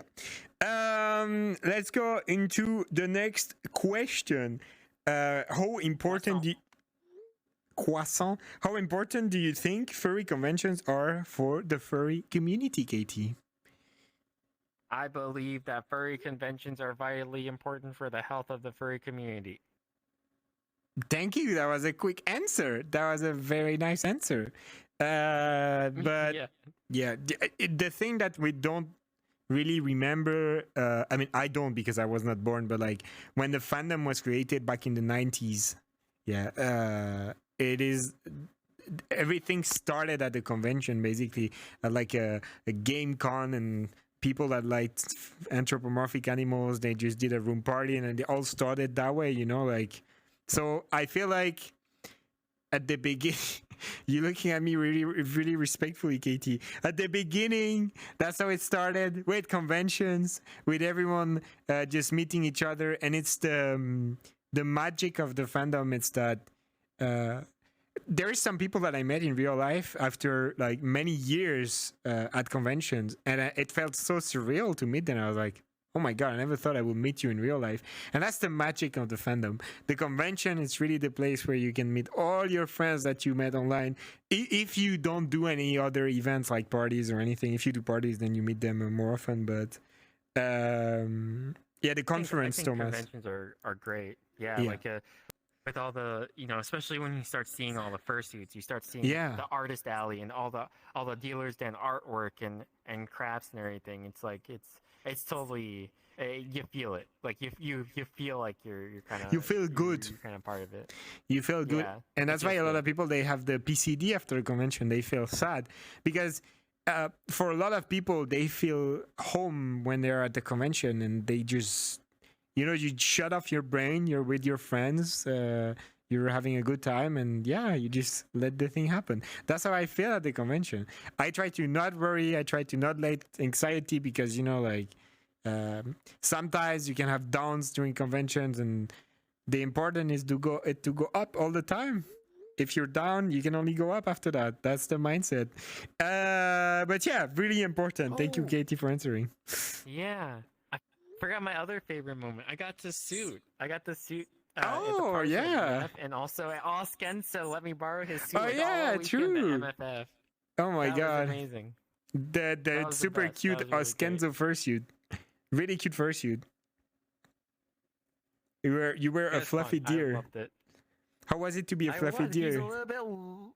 He's a little bit larger than I am, so the suit didn't quite fit. Yeah. It's kind of saggy. But like, it was great. I loved it. I loved being in the suit. I've wanted to suit for a long time, and I finally got to, and it was like, yes. Let's go. So hopefully soon. Yeah, hopefully soon you fursuit on your own, with your own fursuit. Who knows? All right. We finished answering the questions regarding the furry convention. Now we have the two, but it's actually three, because at the end I will ask you to ask a question. I have to know, do you know Nos Hyena? You must know Nos Hyena, right? But isn't the next person gonna be Donuts? No, it's Nos. Donuts is in 2 weeks. Okay. Do you I know don't know Nos? Nos. I don't know anything about Nos. All right, No. I will just do a little some summary of Nos, and so you can ask a question, because that's what I will ask you in the last question is going to be you asking a question to Nos for when I interview them. The next question, the two last question of that Friday Fox show, number 5. It's number 5 already. Or questions that are a bit more personal, so you decide if you want to answer them or not. But I think it's good to end the interview into opening a bit more than just talking about furry stuff. If you want to talk about furry stuff, you can talk about furry stuff. The next one is still furry stuff, but it doesn't have to be convention. It doesn't have to be streaming. It can be something. I mean, you know. The question is, can you share with us one of your most memorable moments of being part of the fandom? Like anything. It could be anything. It could be conventions. Could be anything. Ooh, memorable parts. I think right now is like streaming. Like that's like Oh, that's cute. The most memorable part so far. Because I mean, like,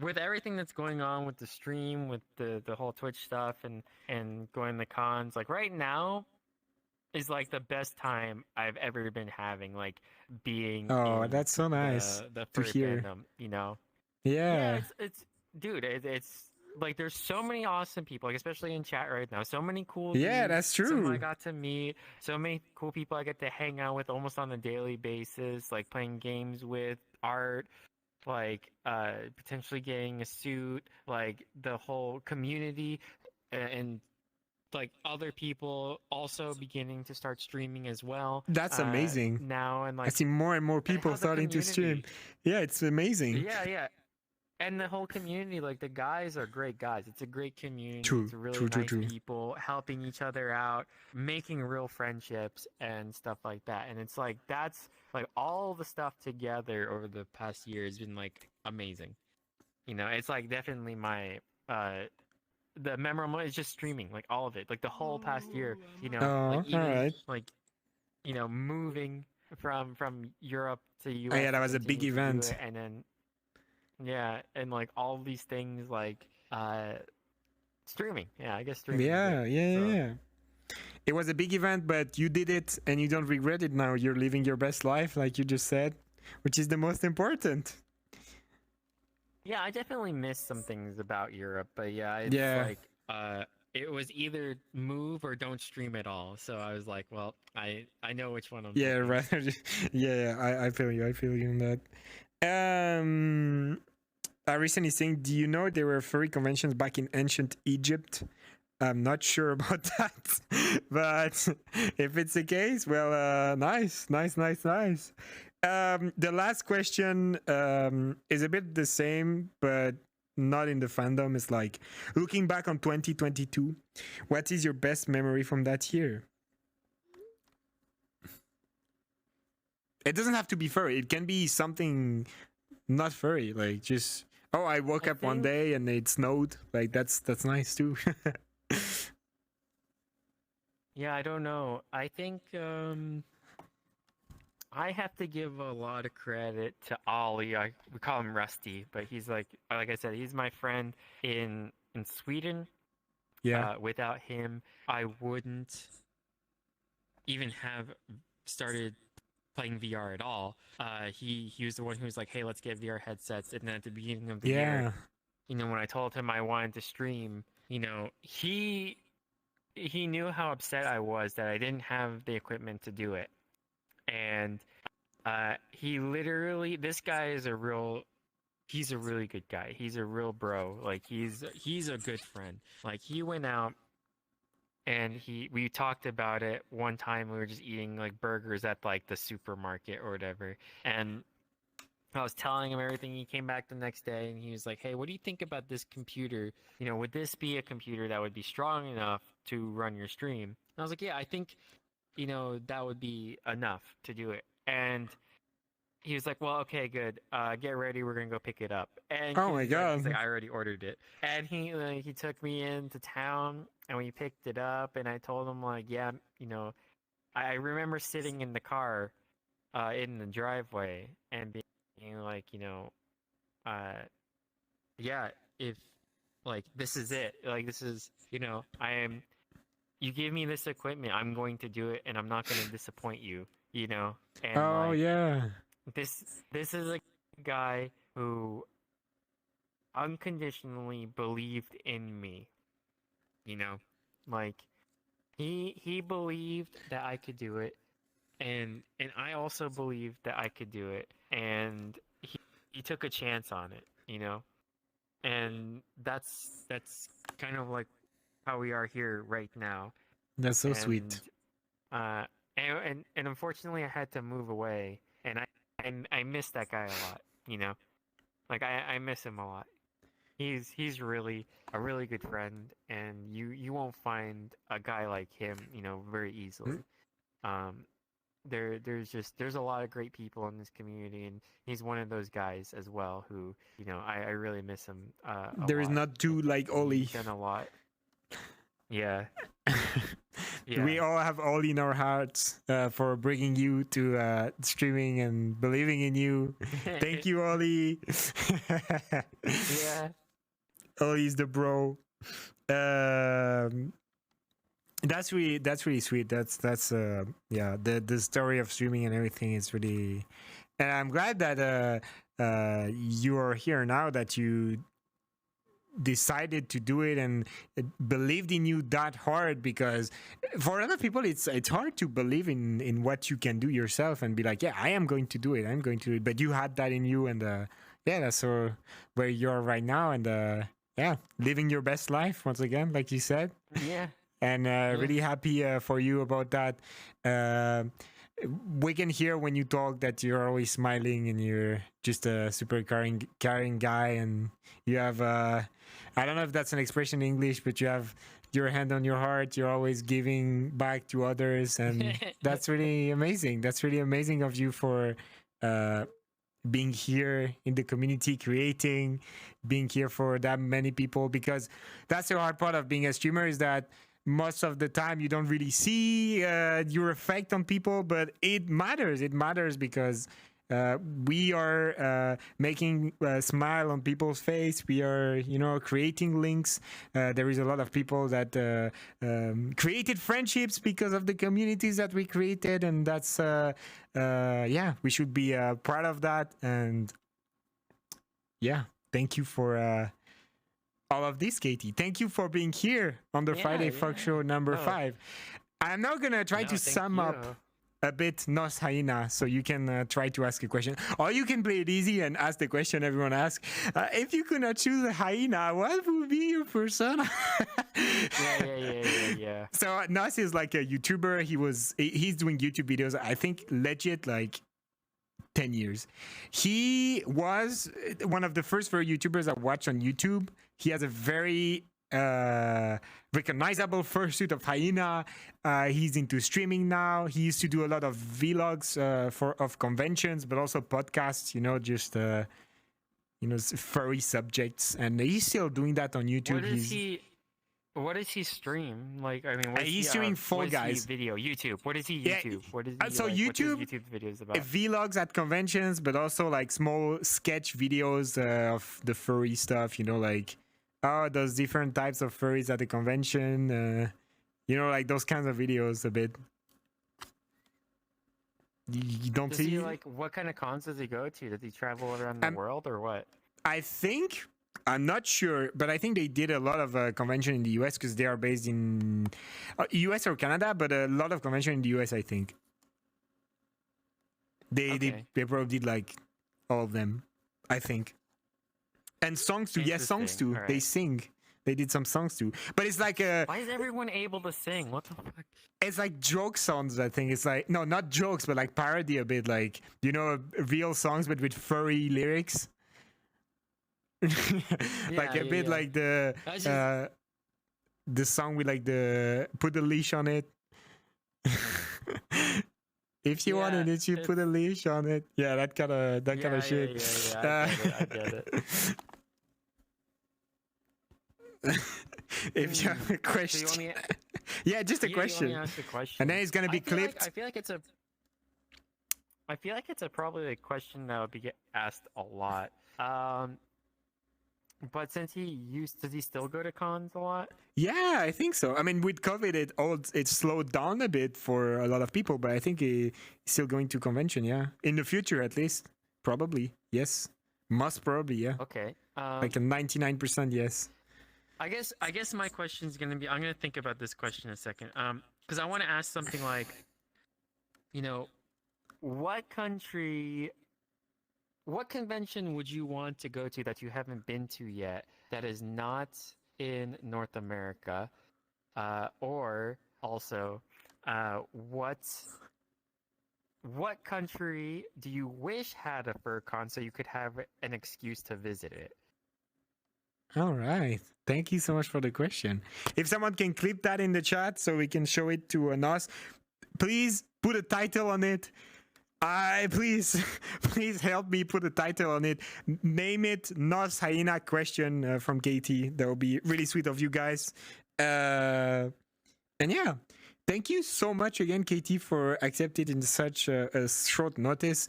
You don't have to wait 2 weeks for being here. We did it today. You were my first time. We do it today. We do my it live. my first time in VR. Thanks to you, I know a lot of stuff to change.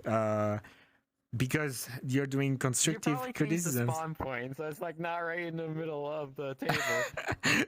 Probably yes, but I mean, usually I would start with already the guest here, but yeah, this time it's my fault. I fucked up, so I made you stop your stream earlier. I'm sorry. It's I'm sorry, Katie.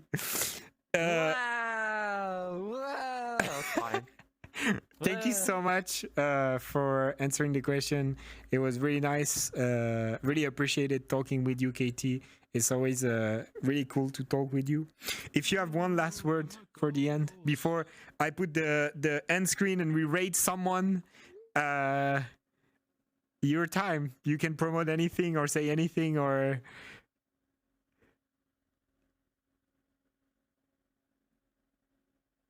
Pickle, pistachio. Hey! Yeah! Bye, guys! I don't know what that was. I had really nothing, so. That's perfect. Take care, guys. Stay safe. Next stream with me is gonna be on Monday. Gonna stream some VR chat. Next stream of KT is gonna be next Thursday.